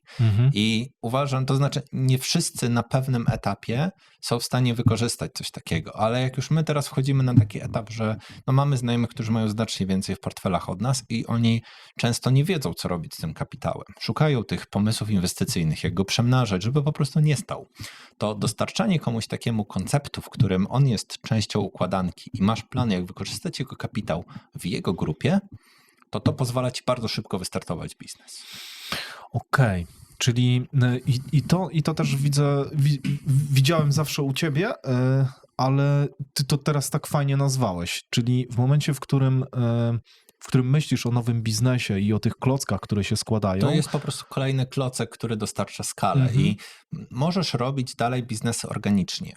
Jakby czasem tym klockiem, jak ja teraz buduję, no to ja jestem tym klockiem od skali, jasne. tak? Bo to ja mam kontakty, ja mam jakieś zasoby i tak dalej. Ale jak każdy kolejny biznes gdzieś będę budował, no to zawsze będę szukał człowieka, który będzie dostarczał skalę. Bo jakby skala to nie są tylko pieniądze. Skala to są kontakty na przykład. Tak? Czyli Albo wiedza. tak? Więc jakby tego typu, no i to, co teraz jakby widzę, to znaczy moja reguła 4 to są grupy venture buildingowe. I oni tak robią. Masz człowieka z pomysłem, mają kapitał, mają zasoby, mają wiedzę, idą i budują z tobą ten biznes. No i jakby uważam, że tego typu podejście, czyli grupowanie, łączenie ludzi w taką grupę venture buildingową, to właśnie to jest ta metoda, ten framework, do którego ja będę Czyli to jest dążył. meta framework dla ciebie, jeżeli chodzi o biznes, tak? I żeby jakby są 3 meta biznesy, takie ogólnie, że możesz je przeszczepić bardzo. Właśnie to jest kwestia budowania kultury, czyli społeczność na przykład, to jest meta biznes, który może istnieć bez bytu. Tak? Innym to jest sharing knowledge. I to jest meta biznes, który pozwala ci rozprzestrzeniać standardy, wiedzę, doświadczenia pomiędzy różne firmy. No i właśnie network, czyli jak mamy społeczność i tą całą kulturę, to chodzi o to, żeby ludzie rozumieli dokładnie, o co ci chodzi. Myślisz Disney? Jakby czym jest Disney? Disney to są bajki. Disney to jest religia. On wykreował bohaterów. On wykreował zasady. On wykreował wartości. To jest religia. To nie jest biznes. I dlatego Disney to jest metabiznes. On kształtuje kulturę. Jest kilka takich metabiznesów, które istnieją, które naprawdę są na rynku bardzo długo. I ja uważam, że samo posiadanie w swojej grupie czy po prostu posiadanie takich metabiznesów. Ja na przykład buduję Hive Mind i to jest tak jakby pierwszy koncept z tych 3 metabiznesów. Zakon Akademii to jest koncept kulturalny, czyli to jesteśmy nie dla wszystkich, musisz mieć odpowiedni mindset, żeby do nas dołączyć, musisz wyznawać odpowiednie wartości. To jest właśnie ten metabiznes na kulturze.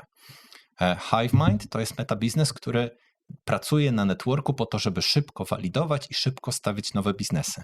Tak? No i brakuje klocka Huge, który po prostu bardzo dużo wie, bardzo dużo może, ale nie wie, co robić z własnym kapitałem. I jeśli uda ci się połączyć te 3, to naprawdę masz fabrykę firm. I to taką solidną, tak? No bo jeśli budujesz firmę w oparciu o kulturę, no to nie jest koncept, który zrobisz w rok. Tak? Nie zbudujesz kultury w rok. Możesz pewne przyzwyczajenia zmienić, tak? No ale patrząc, jeśli Disneya, wiesz, porównasz sobie Kościół katolicki do Disneya, to jakby Disney jest lepszą wersją religii, bo nie zmusza ludzi do tego. Oni chcą obejrzeć na platformie Disneya bajkę. Wychowują nowych tych, wiesz, adeptów, no bo przecież to są bajki. Zaczynamy od dzieci po to, żeby potem dorośli ludzie mieli Marvela. To są bajki dla dorosłych. Tak? Więc jakby jeśli patrzysz na biznes w ten sposób, to są grupy tych metabiznesów, które można było sobie wyłonić. Tak? Ja myślę, że jest kilka takich, które być może kiedyś zrobię. No na pewno nie będę szedł w kierunku Disneya, jakby to zupełnie mnie nie kręci. Tak. Ale uważam, że właśnie same biznes jako model, no to istnieją metabiznesy, które właśnie są tym efektem skali. To ci zapewnia już network, to ci zapewnia pieniądze, to ci zapewnia pewne reguły, to ci zapewnia, wiesz, pewne wsparcie zarządcze. Czyli jak tak sobie ciebie słucham przez te całe biznesy, przez to jak ty opowiadasz, moim zdaniem ty nie masz 6 biznesów, ty robisz jedną organizację.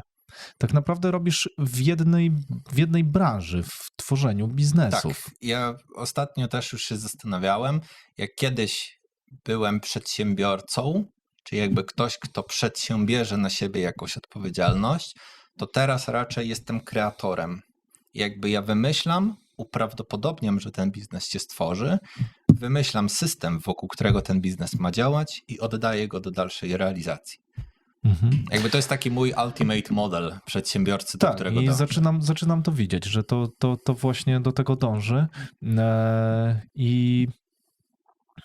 I pewien mądry człowiek, który też jest biznesmenem i dochodzi do bardzo dużej kasy, powiedział, że to, jak jesteś dobry w biznesie, definiuje, jak szybko jesteś w stanie zmienić myśl w rzeczywistość. I widzę, że ty chyba dążysz właśnie do tego, żeby to było szybkie, sprawne, proste. Nawet jeżeli to będzie nieudane, to trudno, zwalidowałem. Tak, no zwalidowałem tydzień. i okej, nie o to chodzi. przywiązujesz się do pomysłu. Oczywiście, to biznes nie polega na tym, żeby zawsze mieć rację, tylko biznes polega na tym, żeby stworzyć maszynę, która zweryfikuje, czy masz rację Tak. bardzo szybko, z Rozwiążesz najmniejszym... problem, który ktoś ma gdzieś. Tak, z najmniejszą stratą finansową, z najmniejszym marnotrawstwem. Tak? Wiesz, to też są modele biznesowe, które naprawdę wymagają dużo kapitału. Mhm. Jakby to nie jest tak, że nie opłaca się tam iść. Być może ktoś ma taką zajawkę, że trzeba. Tylko No tak, na przykład Elon Musk z Teslą. No, tak, no dosyć dużo kapitału musiał wciągnąć z rynku, żeby Tak. zamienić to. Albo misje na kolonizację Marsa, tak? No, to są jednak duże Tak, więc projekty. jakby z takich frameworków to jakby uświadomienie sobie to, że istnieją metabiznesy, czyli jakby wyższy poziom abstrakcji nad biznesem. Jedynym niepokojącą rzeczą, że polityka jest metabiznesem. Mhm. I jakby to jest trochę problem, bo to jest biznes nad biznesem, nad Tak. którym zupełnie nie masz kontroli.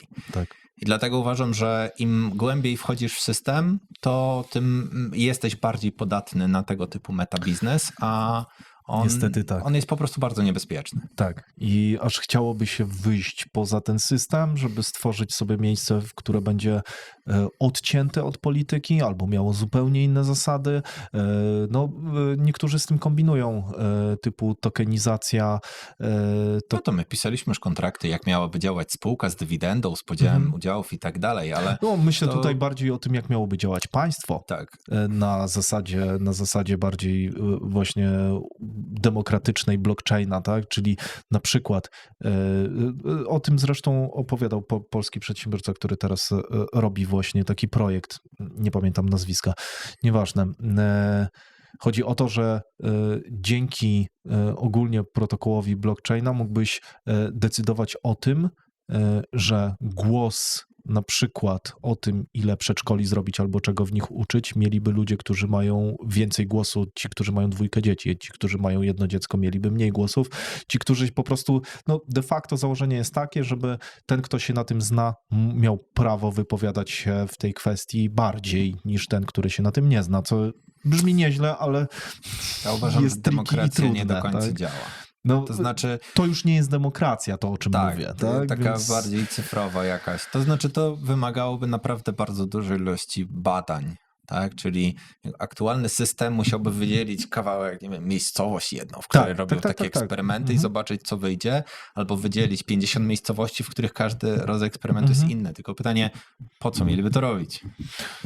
No, chyba po to, żeby rzeczywiście stworzyć lepsze miejsce, tak? No, ale oni redukują wtedy liczbę urzędników. No, oczywiście, z tym, że wyobrażam sobie, że w momencie, w którym dzisiaj tak ogromny kapitał jest w stanie skupić się na jednostkach, wyobrażam sobie, że któraś z tych jednostek stwierdzi, kupujemy daną ziemię państwo, wielkości państwa i eksperymentujemy i działamy, tak? Chcecie, przyjeżdżajcie, tutaj jest ustrój taki, chcecie, tu jest ustrój taki, eksperymentujemy, chociaż mogłaby super. AI to też uważam, symulować. Że, wiesz, tak? Gdyby w pewnym momencie doszło, takie utopijne bardzo myślenie już tak naprawdę, ale gdyby okazało się, że jakby nie mamy problemów narodowych, tak, że po prostu ludzie wszyscy w pewnym momencie stwierdzają, dobra, jesteśmy ludźmi, nie ma co się zabijać z powodów jakiejś przeszłości, tak? No to no to wtedy dzielisz ziemię na, nie wiem, 60, 80 małych państw, które tak naprawdę w każdym jesteś w stanie coś wyeksperymentować i zostawiasz to, niech to idzie w dobrym kierunku. Tak, niech to oddolnie się zarządza, tak, niech jeśli to będzie te małe rozproszony upadną, no to te najlepsze przeszczepiają model w to samo miejsce. Ewolucyjnie. Właśnie. Tylko, że wiesz, to jest projekt Na Marsa społeczny właśnie na ogromną skalę, więc raczej nie odbędzie się za naszego życia, myślę. No, wydaje mi się, że to byłby dobry. Wydaje mi się, że jeżeli Elon rzeczywiście założy pierwszą osadę na Marsie, to nie będzie tam demokracji. Może nie. Może być taka sytuacja, że nie. Więc wydaje mi się, że pójdzie to do przodu. Ale jakby podoba mi się koncept, demokracji z wagami dla głosów. Tak, myślę, że jest ja w porządku, bo co mnie obchodzą przedszkola? Tak, Ale mogę właśnie o to oddać chodzi. komuś głosy, kto ma dużo dzieci, bo jego to bardziej obchodzi, tak? Tak. No, tylko pytanie, czy wtedy nie stanie się tak, że rzeczywiście ci, którzy mają największe wagi głosu, zaczną nagle rządzić i jakieś w dziwne strony Zawsze to możesz skręci, to ale w tym kierunku poskładać. tak, ale też mi się to mega podoba, bo nie podoba mi się to, że są ludzie, którzy no naprawdę nie powinni się wypowiadać na pewne tematy, a decydują o nich, więc to jest słabe w demokracji. No, ale to też jest temat na inny podcast już. Temat rzeka.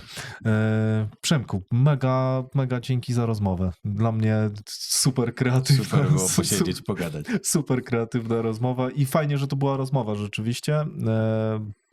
Bardzo dużo poukładałeś mi w głowie rzeczy. To, co chciałem się zapytać, to się zapytałem. Mam nadzieję, że nie skończy się tylko na jednym odcinku, bo tych tematów będzie mnóstwo. Będzie dużo. Ale bardzo ci dziękuję.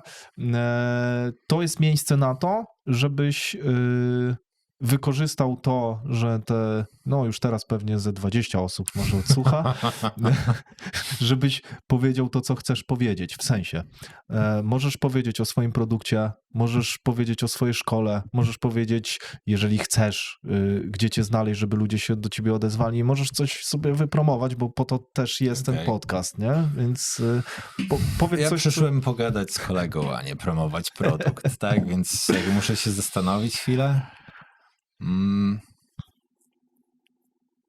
Nie wiem, to możemy spróbować z nowym konceptem. Mamy pewien typ produktu, który zaczęliśmy pitchować na rynku. I po pierwszym pitchu okazało się, że polski rynek na to nie jest gotowy, co chcieliśmy początkowo sprzedawać i musieliśmy trochę zmienić koncept. I koncept wygląda w taki sposób. Jeśli masz firmę od skali 50 do 250 osób, to najprawdopodobniej to może być produkt dla ciebie. Nie musi, może, ale produkt wygląda w taki sposób, że dajemy ci zewnętrzny team, konsultanta, który rozumie, jak układać procesy i programistę, który umie gadać z tym konsultantem. I celem jest długofalowa współpraca i podchodzenie iteracyjnie do zarządzania procesowego firmą, czyli układanie procesów w działach, późniejsza ich automatyzacja, optymalizacja, badanie hipotez różnych, co możemy zmienić. I my to robimy teraz u siebie, w tej grupie, którą udało się zbudować, no to używamy tego, no ale teraz uznaliśmy właśnie po ostatnim pitchingu na jednej z konferencji, pogadaliśmy chyba ze 40 kilkoma firmami podobnej skali, no to są właśnie firmy, które już wiedzą, że trzeba zacząć się układać, ale jeszcze nie do końca mają tego narzędzi, nie mają możliwości, więc chcielibyśmy wykorzystać to, że Akademia była układana automation first, więc ona tam sobie działa, no ale to stawia nas trochę przed rynkiem. I chcielibyśmy pomóc firmom w tej skali postarać się, to znaczy pomóc im po prostu poukładać, no bo jeśli patrzymy na skrypt jako interfejs digitalowy, to kim jest człowiek w procesie? Interfejsem białkowym. I problem jest taki, że taki interfejs białkowy, czyli aktor tego procesu, czyli pani dostaje maila, przesyła maila dalej. Dostaje maila, wrzuca do CRM-a, wysyła maila dalej. Dostaje fakturę, wrzuca do Excela, wysyła fakturę dalej do księgowości. Bardzo proste, małe rzeczy okazuje się, że mogą być robione bez udziału ludzi. I to nie jesteśmy w stanie, tak jak gadaliśmy o tej kuli, że nie możemy powiedzieć organizacjo, stop, teraz od nowego dnia robisz to inaczej. Tylko my chcemy pomagać tym organizacjom właśnie trochę patrzeć tą kulę w odpowiednim kierunku, żeby ta kula w środku sama potrafiła się szybciej kręcić. No i robimy to już dla klienta ze Stanów, naszego jednego z większych partnerów, gdzie robimy mu dashboard do zarządzania klientami. Tak? To są takie high-techowe rzeczy, ale to, co chcielibyśmy robić tutaj na rynku polskim, to wiemy, że to są naprawdę zajebiste firmy, zajebiści founderzy, więc tylko muszą dowiedzieć się o tego typu usłudze, tak? No i uważam, że to, co my mamy, nasz warsztat, nasze doświadczenie, to w jaki sposób banda programistów chce wyjść do ludzi i dzielić się tą wiedzą, no to jest dosyć unikatowe. I owszem, są jakby firmy od automatyzacji, jakby nie uważam, że to jest żadna konkurencja, nie dlatego, że ktoś jest lepszy, ktoś jest gorszy, tylko każda firma wymaga tego typu usługi. Każda firma wymaga, żeby ktoś miał stały nadzór nad procesami, potrafił układać checklisty, potrafił walidować niektóre rzeczy. To jest taka wiedza już korporacyjna, która w przypadku, gdy chcesz, żeby twoja firma szybko rosła, masz dobry marketing, masz domykającą sprzedaż, tylko po prostu wiesz, że cała reszta coś tam nie do końca no to właśnie to jest tego typu usługa, żeby cały proces, od kiedy lead wpadnie albo wygenerujesz zapotrzebowanie, żeby lead w ogóle skierował się w swoim kierunku, aż do ostatniej faktury, to jest po prostu proces, który my staramy się zoptymalizować. I to jest jakby koncept nowy, który testujemy. Więc jeśli ktoś ma tego typu potrzebę, no to zapraszam po prostu do kontaktu. Super. Jaką cechę twoim zdaniem jeszcze powinna posiadać firma oprócz tego, że mają od 50 do 250? Tak, do około 250 znaleźliśmy. To jakby z takich dziwnych Żeby rzeczy... sami się skwalifikowali jako lead. Okej, no to zamiast... nerwica natręt foundera. Czyli founder musi czuć, że w jego firmie jest nieporządek. I to nie musi być w formie choroby nerwicy natręt, tylko on po prostu ma takie uczucie z tyłu, że już warto to zacząć poukładać, no bo chcemy iść dalej, ale coś tam, wiesz, wszystko słabo sobie dzieje, no to trzeba to po prostu poukładać. Coś się mieli w tej maszynce, ale Tak. za wolno. Fajnie by było, jakby już były ustrukturyzowane działy, gdzie mamy headów tych działów, no bo wtedy nie musimy układać całego procesu firmowego, który i tak robimy, bo od tego zaczynamy, tylko możemy, wiesz, pokazać obraz całego procesu, ale układać go po prostu fragmentami, co jest dosyć ciekawe, no bo patrzymy wysokopoziomowo na proces, od tak jakby strategii i do operacji. Więc staramy się po prostu właśnie z tymi headami pracować. No, zależy nam na tym, żeby wypracować takie zewnętrzne jednostki, które będą zawsze w otoczeniu tej firmy. Tak? No bo my na przykład u siebie w Akademii mamy dział, który się nazywa Auto Office. No i co robi Auto Office? Zarządza tym, żeby w każdym innym dziale z każdego miesiąca na miesiąc te działy działały lepiej.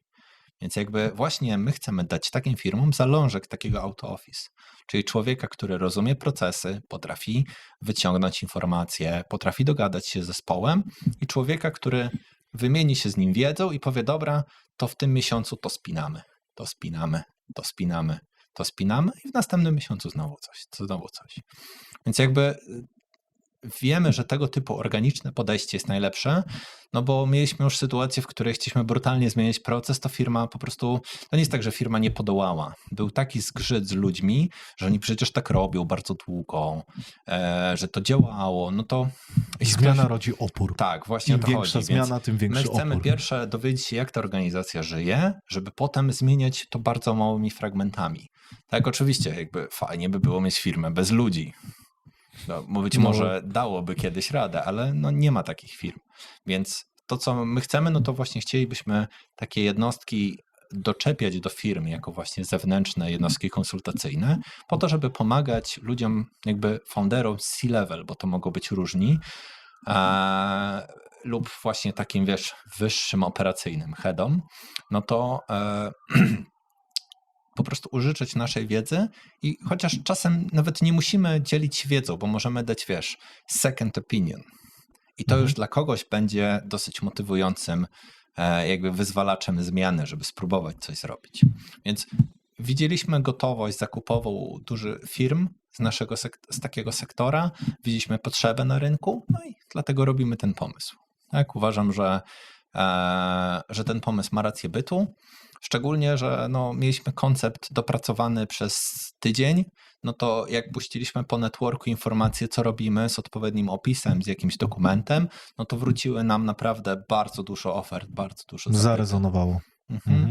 Okej. Ja też czuję, że to ma sens. Mega ma to sens. No my zanim dopracowaliśmy to, no bo wiesz, pierwszy koncept, tak jakby ta ewolucja, ten pitching z rynkiem. Pierwszy koncept był taki, jesteśmy devami, będziemy robić dashboardy.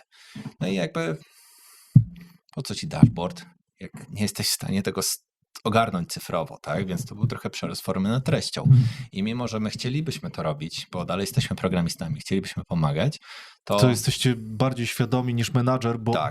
bo on musi wiedzieć, jaki dashboard potrzebuje, tak? Więc A my jakby... wymyślimy, pokażemy, pozwolimy Jasne. sobie zaiterować, tak? W stylu, taki mamy pomysł na rozwiązanie tego teraz, ale słuchaj, z tego dashboardu na samym początku zrobimy jeden klocek, bo tylko na to jest twoja firma gotowa, żeby wdrożyć. Bo wiesz, no nie jesteś bankiem, nie jesteś korporacją, żeby przez 2 lata budować soft i potem go wdrażać, tak? Czy jakiegoś SAP-a, czy inne rzeczy, no to trochę nie o to chodzi. Firmy z sektora mniejszego, czyli właśnie tak jak celujemy po okolica 50 do 250, no to one już mają potrzebę, być może już mają ludzi, którzy są odpowiedzialni, ale po prostu często nie mają wiedzy, co można robić. I nawet jeśli mają procesy, no to mieliśmy case współpracy z agencją marketingową, która miała proces, który robił coś, a potem drugi proces, który naprawiał to, co zrobił ten pierwszy. I dla nich to był proces. Przy czym jeśli stosujesz proste narzędzie, takie jak analiza wsteczna, no to okazuje się, że no po co mi ten drugi proces, jak ja powinienem tego nie mieć, a tamten inny powinien wyglądać. Więc sama tego typu wiedza, sam feedback od kogoś, kto żyje z kodu, układa linijki w odpowiedniej kolejności, żeby dobrze działały, to jest wiedza, której czasem brakuje menadżerom, którzy być może nie chcą się tym zajmować, bo na przykład są takimi, wiesz, soft menadżerami, pracują z ludźmi, ale firma to są i ludzie, i procesy, i jakby kultura, tak? Więc o ile w kulturę nie wejdziemy, o tyle właśnie w procesy czy w układankę tego systemu możemy. I uważam, że to jest dosyć bezinwazyjne. My chcemy, żeby to było na zasadzie taki abonament, że nie wiem, 3 czy 5 tysięcy miesięcznie za jakieś 10 czy 15 godzin współpracy, kole regularne, właśnie ulepszenia, no i oczywiście to, co w większości widzimy firmy nie potrafią zarządzać infrastrukturą. Jakby o ile mają, nie wiem, mamy firmę, która, dzisiaj mieliśmy rano kola, firma 10 osób, 11 oprogramowań, 4 nieużywane, jakby to nie tak powinno wyglądać, więc samo to spojrzenie, wiesz, z lotu ptaka, gdzie my możemy wziąć nasz framework z Akademii, pokazać wam, trochę go dopasować i to będzie dobrze działać. Więc właśnie to jest coś, co chcielibyśmy spróbować z rynkiem stestować.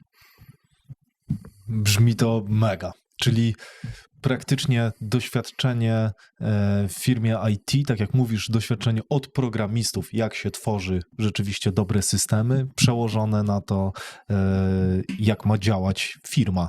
Tak. Przeskalowanie tego w tę stronę. I rzeczywiście nie wyobrażam sobie, żeby menadżer, który nigdy nie był programistą, potrafił w te wszystkie rzeczy grać. To znaczy, wiesz, no my jak rozmawiamy z menadżerami czasem, to oni wiedzą, że te procesy są potrzebne, ale jakby nie mają możliwości albo nie mają czasu. Często, wiesz, są tak zabiegani w operacji, że nie mają czasu, żeby się zastanowić nad tym. Ciekawe, dlaczego to nie jest aż tak rozwinięte, jak właśnie w świecie IT. Myślisz, że dlatego, że nie ma tak łatwych W świecie IT jest taki sam syf. To, że ktoś robi zajebiste oprogramowanie dla super klientów, to wcale nie oznacza, że jego procesy wytwórcze czy back-office'owe są ułożone.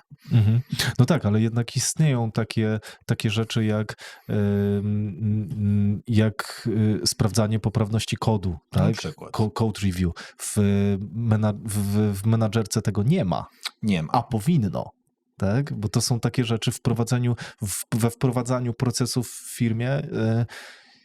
Raczej nie sądzę, żeby któraś firma badała, czy wprowadzony proces został wprowadzony optymalnie i nie ma tam żadnych marnotrawstw. Nie sądzę. To jest, wiesz, no proces tak Toyota jakby... na linii produkcyjnej no to właśnie. robi, ale... My wzięliśmy z Toyoty na takiej zasadzie, że menadżer może chcieć ułożyć proces, ale to ludzie, którzy są w tym procesie, będą w stanie go lepiej wytworzyć. I dlatego chcielibyśmy rozmawiać po prostu zarówno z teamami, jak i z menadżerami, po to, żeby ten sam proces układać, pokazywać im, słuchajcie, menadżer powiedział, że wy robicie tak, a wy robicie tak, tak? To teraz dlaczego robicie to w inny sposób? Co tutaj zrobić, żebyście robili to w jeden sposób? To są rzeczy. Kurczę, no to w tym momencie to mówisz, powiedziałeś zdanie trochę, jakbyś brzmiałeś trochę jak Radek Drzewiecki. Polecam ci posłuchanie jego podcastu. Właśnie on zajmuje się transformacją firm właśnie w taki sposób, o którym mówisz, czyli że to ludzie wytwarzają procesy i też mieli taki epizod, że na początku próbowali na chama sami wdrożyć te sami procesy. To nie działa. Ale to nie Jeśli działa. firma dokładnie. już ma jakiś pęd, to ona posiada bezwładność, tak jak ta kula. I ta bezwładność może być wykorzystywana w dobrym momencie, jeśli zmieniasz dosłownie lekko jej tor, ale bezwładność się zmiażdży, chcesz brutalnie to zmienić. Więc jakby to na przykład framework, który my stosujemy, to wymyśliłem ze 4 lata temu, to proces DIE się nazywa. D-I-I-E. I to jest Discovery, Inspect, Implement, Evaluate. Jakby są bardzo podobne PSD, coś takiego. PDCA. Ja to wymyśliłem po swojemu to, ale potem okazuje się, że to jest prawie to samo, tak? Czyli właśnie w fazie Discovery sprawdzasz, co chcemy, wybieramy sobie fragment firmy, w której chcemy to robić. W Inspect szukamy w tym fragmencie rzeczy, które dają największe przełożenie w tej iteracji. W Implement robimy wdrożenie i uczymy zespołu, w jaki sposób ma używać tej zmiany, a w Evaluate wracamy po miesiącu do firmy, sprawdzamy, czy ten proces nie stał się martwym procesem. Bo bardzo często jest tak, że nawet jak menadżer coś klepnie, szef będzie zajarany, to dalej pracownicy nie do końca będą chcieli robić to w ten sposób. Więc jakby wiemy, że to, co my chcielibyśmy robić, to właśnie, że chcemy odpowiadać za skuteczne wdrożenia, że nie tylko, że my ci przyjdziemy, konsultanci wyprodukowali coś super, masz wdrażaj. Tylko my chcemy zarówno dostarczać narzędzi, które pomogą utworzyć to, jak i ewaluować utworzenie tej zmiany. Mega. No, brzmi to jak naprawdę niezła reklama. Mówiłeś, że nie chcesz reklamować, ale tak, no nie, koncept jest mega logiczny, no i tak, no wychodzi z potrzeby, tak? Zresztą skoro ty to zrobiłeś w swoich firmach, macie na to całkiem niezły framework, to działa, czemu nie sprawdzić, czy to nie zadziała w innych firmach, tak? Ja uważam, że dużo osób, to znaczy jakby tego typu usługa jest skierowana jakby do każdego przedsiębiorcy, tak? Ale my nie chcielibyśmy robić kolejnego kursu, jak zarządzać firmą, jak sobie to poukładać. To być może kiedyś, tak? Ja uważam, że teraz są firmy, które naprawdę ten nieporządek i ten chaos organizacyjny, one blokują wzrost tym firmom. Bo okazuje się, że jeden dział super dobrze działa, ale jeśli coś dalej w łańcuchu pokarmowym nie działa, no to tam się blokuje.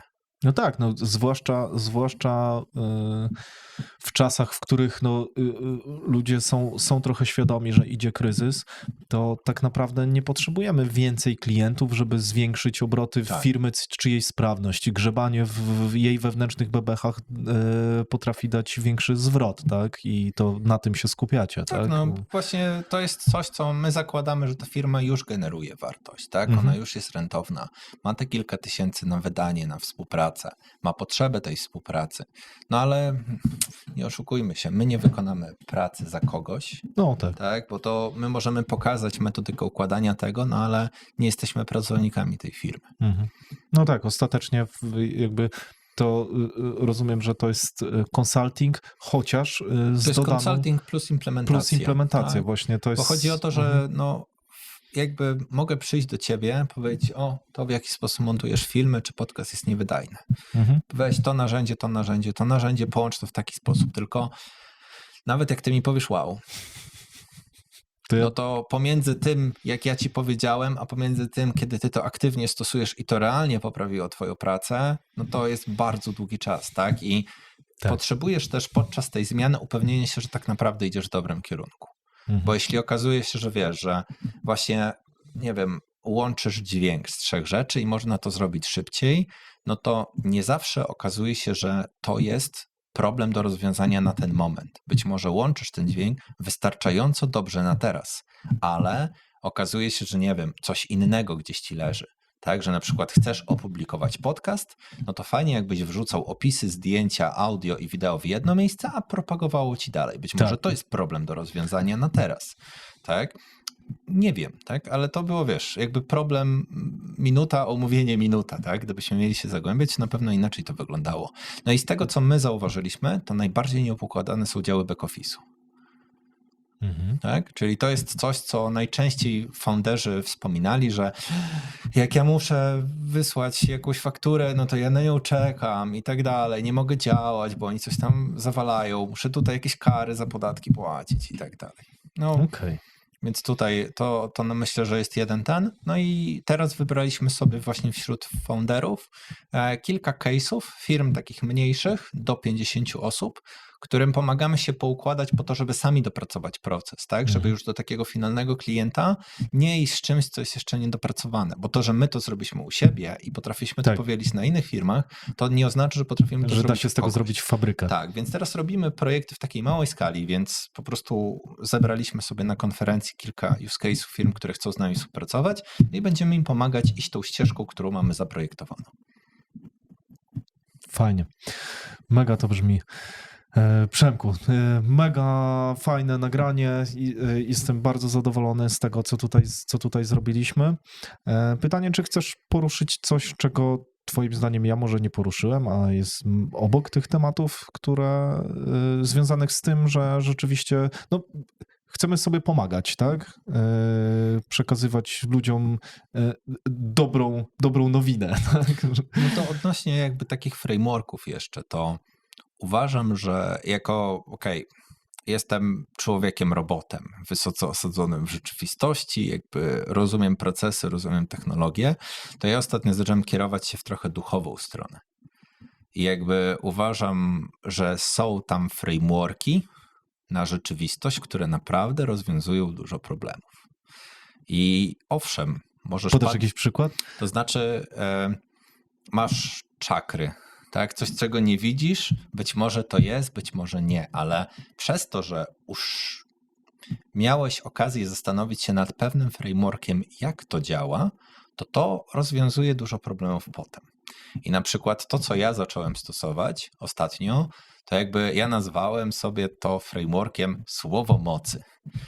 I jakby słowo mocy to jest takie, jakby byliśmy na targach ezoterycznych na przykład, tam jakby to, w jaki sposób mówisz do siebie i w jaki sposób mówisz do wszechświata, definiuje to, co od tego wszechświata dostaniesz. I brzmi durnie, kurwa magia jakaś, prawda? Jakby zupełnie nie działa, ale jeśli dasz sobie trochę czasu i hipotezy badawcze, w jaki sposób to sprawić, okazuje się, że to działa.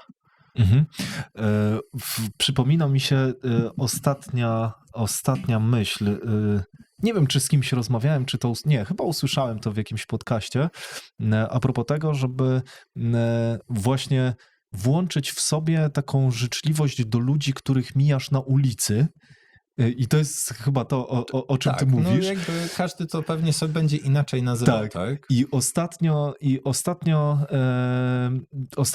mocno o tym pomyślałem i stwierdziłem, dobra, to zamiast jadąc samochodem myśleć sobie o wszystkich dookoła, że jacy oni są źli, oczywiście dużo mniej centralnych. Dobrą energię. Tak, to myślisz sobie, kurde, wiesz co, dobrze ci życzę, wjeżdżaj na pas, pewnie się śpieszysz, bo widzę, że jesteś mega nerwowy, nie?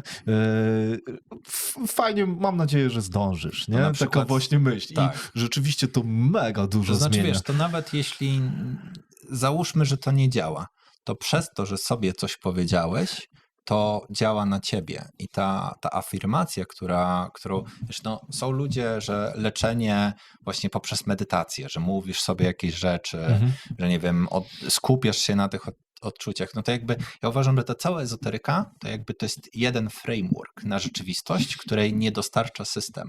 I to, czy to będziemy nazywać A, B, C, na przykład, czym dla ciebie jest tarot? Ja ostatnio miałem okazję na targach przejrzeć karty Tarota. Wow. Tarot to jest framework decyzyjny. Aha. Czyli jakby przychodzisz... Tak, masz rację. Żeby ktoś dał ci radę, podjęta decyzja i właśnie dalej. Właśnie to chodzi. To jest tarot, to jest po prostu framework decyzyjny. Ty sobie stawiasz karty, które owszem, przypadkowo, nieprzypadkowo, ty to wywołałeś, one to wywołały, dają ci po prostu insight w to, co może być z przodu, co pozwoli podjąć decyzję. Ja ostatnio tak sobie chodzę po tym targu i kupiłem sobie karty dla mężczyzn. Były afirmacje dla mężczyzn i na przykład raz dziennie po to, żeby poprawiać tą energię, zaczynam czytać te afirmacje. I to jest na przykład tak. Wszystkie moje doświadczenia skierowały mnie do punktu, w którym jestem teraz. Jestem za to wdzięczny.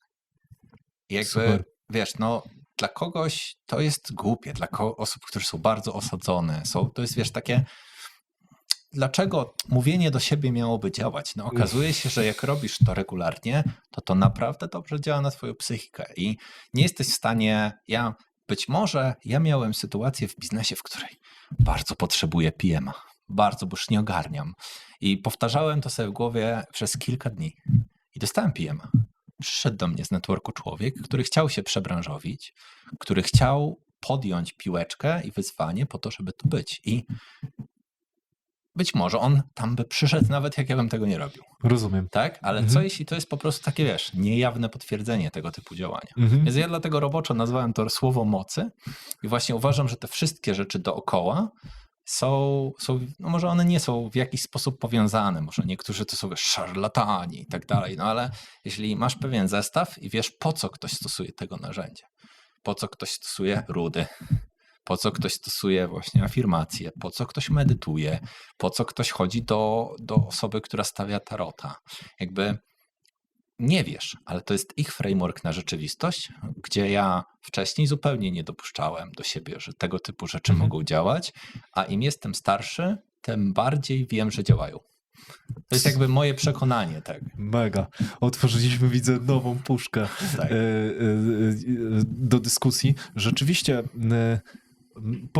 powiem ci, co ja na przykład robię, a propos cytatów, to mnie trochę zainspirowało mi to taką myśl, którą ja ostatnio hołduję. Mam taki notatnik, oczywiście wirtualny, tak? Nie wiem kto dzisiaj pisze, chociaż znam też takie osoby i zapisuję tam. Mam jeden notatnik z cytatami, mam jeden notatnik z takimi mega myślami, które tam są. Czytam je później i przenoszę do tego notatnika z cytatami, żeby tam były bardzo krótkie już frazy, już gotowe, przemyślane, a tam wrzucam sobie w ten rozbudowany notatnik bardziej rozbudowane i rzeczywiście one dokładnie działają tak jak powiedziałeś, jak te afirmacje, że czytasz pewną frazę i ona jest krótka, na tyle ogólna, ale dająca ci, budująca twoją ramę tak naprawdę, wzbogacająca twoją ramę i jakby zmieniająca cię wewnętrznie. Ja kiedyś z jakiegoś ja też to networku widzę, że to działa. darowałem karty biznesowe. Okay. One nazywają się, to są 52 małe karty z wielkimi ideami. I to jest biznesowy tarot. Tam jest bardzo dużo cytatów, bardzo dużo właśnie takich bardzo ogólnych rzeczy, które pozwalają ci przeglądać tą talię i tego nie mam poukładanego w firmie. Dobra, odkładasz kartę. Przeglądasz. Tego dawno nie robiłem. Odkładasz. I jakby tarot do biznesu, tak? Brzmi totalnie głupio, tak? Jest to po prostu inny rodzaj frameworka na rzeczywistość i wiedząc, że moja własna energia i mój własny umysł był w stanie wykreować jeden framework na rzeczywistość, narzędzia, które stosuję, drugi, to teraz się kreuje kolejny framework na rzeczywistość, który jakby jest komplementarny z tamtymi. Nie jest tak, że jeden wyklucza drugi. One po prostu, są inne płaszczyzny, które po prostu są. Zresztą kiedyś słyszałem taki cytat, że nie opłaca się nie wierzyć w Boga. Ja nie wierzę jakby w Boga chrześcijan, albo nie wierzę w jakiegoś, nie wiem, Allaha, tak? Ale jakby jeśli ja nazwę sobie Boga inaczej i ja będę wiedział, że z tymi emocjami, z tymi zasadami, to jest mój Bóg, no to być może On jest. Tak? I jakby ja uważam, że tworzenie tego frameworka duchowego, ja dopiero zaczynam te tematy. Dla mnie to, ja wszedłem na te targi i ja czułem się bardzo nieswojo. Dla mnie tam było ludzie leczący dźwiękiem, jakieś, nie wiem, wtyczki do uszu, które ci no masakra. Myślałem, że wiesz, początkowo ale później odkryłem coś, co do mnie trafiło i ja już kiedyś stosowałem tego typu afirmacje, bo to było ten good things up. To było dokładnie ten sam mechanizm działania, więc dlatego ja kupiłem te karty i uważam, że to był bardzo ciekawy krok w stronę, gdzie ja sobie układam to. Więc jakby o ile właśnie te rzeczy przyziemne plus te rzeczy niestandardowe, no to te rzeczy duchowo-ezoteryczne, myślę, że też to jest coś, co też będzie miało wpływ na inne, ale ja po prostu od kiedy robię sobie te afirmacje, od kiedy mam czas na zastanowienie się, mam pewne narzędzia, które mi narzucają chociaż na chwilę kierunek myślenia w tym dobrym kierunku, to ja się czuję lepiej. Jakby ja jestem spokojniejszy, bardziej wychillowany, wiem, że okej, będzie burza, ale to kolejna burza po prostu, co tutaj się martwić.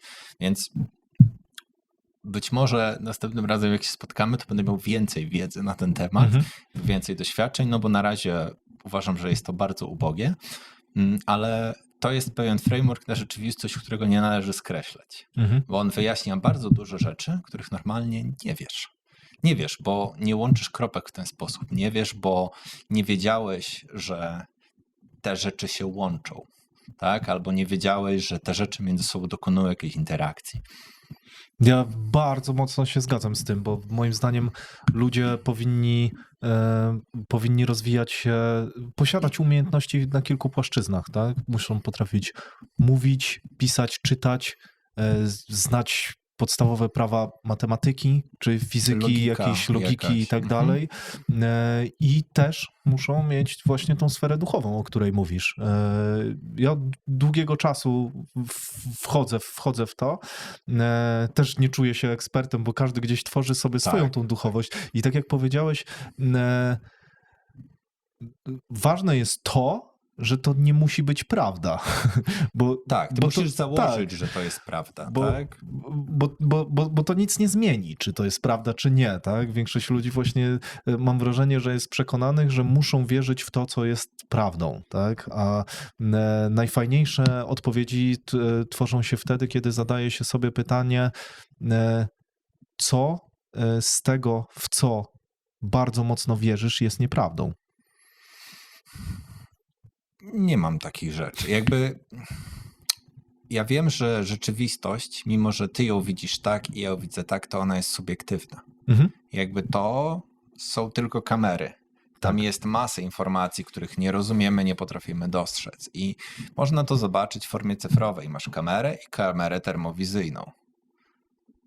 I to kamera, i to kamera. I to daje ci jakieś informacje, to daje ci jakieś informacje. Jeśli ten sam mechanizm przeszczepisz na właśnie framework życiowy, to pozwala ci rozszerzyć to twoje rozumienie. Tak? Czy będziesz szedł w kryształy, czy w runy, czy w magię, czy we wróżki. Możemy się śmiać z tego, tak? Ale nie możemy stwierdzić jednoznacznie, że to działa lub nie. Więc to jest jedynie nasza wiara w to, że to działa. Więc jeśli możemy pójść dalej tym, czyli jeśli ja w coś wierzę, to jest dla mnie. Czyli właśnie wychodząc od subiektywnej rzeczywistości, że to jak ty widzisz rzeczywistość i ja widzę rzeczywistość, to ten zestaw zasad, który sobie tłuszymy dalej, ten framework, on po prostu oddziałuje z powrotem. Czyli ja nie mogę stwierdzić, że zestaw, który wymyśliłem, działa. Nie mogę stwierdzić, że on nie działa, ale mogę stwierdzić, próbując sobie jakoś to wytłumaczyć, racjonalizować, szukając jakichś potwierdzeń, że mój framework działa dla mnie. I to uważam, że to jest jedyna ocena. Nie możemy powiedzieć, że mój framework będzie działał dla ciebie, albo w drugą stronę. Tak? To jest jedyna ocena, że ten framework działa tylko dla mnie. Jakby to jest coś, co ja dopiero odkrywam. Jakby właśnie i ta joga, ja będę chciał jechać na te, są takie obozy medytacyjne, że się jedzie na 10 dni, oddajesz telefon i musisz nauczyć się słuchać ciebie. To jest, tak, słyszałem. Ja uważam, że to po prostu zryje mi tak. beret do końca, ale będzie niesamowitym przeżyciem. Tak? Zgadzam się z tym też. Tak naprawdę ja słyszałem o czymś takim, myślę, że z 10 lat temu i od tamtej pory myślę o tym, że może to zrobić, ale się boję. No to ja jestem tyle od Okay, tego, bo już super. widziałem, znalazłem stronę, na jakiej to się robi, gdzieś tam dodałem zakładki, obczaiłem, jak się do tego przygotować i tak dalej. Więc jakby dla mnie będzie to bardzo ciekawe, żeby kiedyś tego doświadczyć. Nie dlatego, że pojadę i będę medytował, tylko to jest rozszerzenie mojego frameworku o pewne kolejne narzędzie. Tak, zgadzam się. Są ludzie, którzy podobno tam płaczą, mają że bardzo tak, różne problemy i ze sobą są ludzie, którzy tam naprawdę w momencie, w którym po kilku dniach zaczynają rozmawiać ze sobą, to się załamują, albo stwierdzają, zmarnowałem całe życie albo tego typu rzeczy, tak? Więc tak, to jest bardzo mocne. Jak rozmawiamy już o takich rzeczach, to możemy zejść na temat takich obozów, o których myśleliśmy. Tak, Możemy znaleźć Wariatów. zainteresowanych przez ten podcast kogoś. Trzeba by było robić w Czechach, żeby nie było przypału, ale tak, że jakby, drodzy przedsiębiorcy, to są narzędzia, o których nie mieliście świadomości zupełnie, że istnieją, albo coś tam słyszeliście w legendach miejskich, ale hej, w ten sposób używają ich inni przedsiębiorcy. Go ahead. Tak, i powiedz o tym koncepcie, o którym rozmawialiśmy. No to znaczy, powiem ci, skąd ten koncept wyszedł.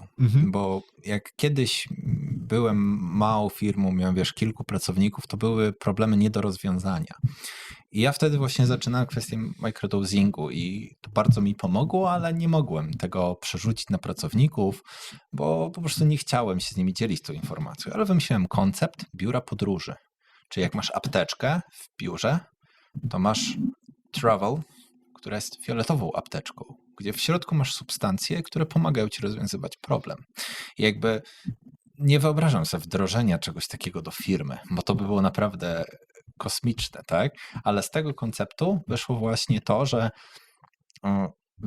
zresztą widzieliśmy to, tak? Jak rozmawialiśmy z przedsiębiorcami, oni są zajarani tematem rozwiązywania problemów. Tak. Oni chcieliby mieć więcej młotków, śrubokrętów, wiertarek i po prostu koncept, w którym masz, no załóżmy takiego founders campa, że jedziesz, wycina cię od telefonu, wycina i po prostu masz okazję podoświadczać interakcji z różnymi substancjami i dowiedzieć się od ludzi, którzy już ich stosują, w jaki sposób ich używają, żeby po prostu to nie była przyjemność, tylko inwestycja.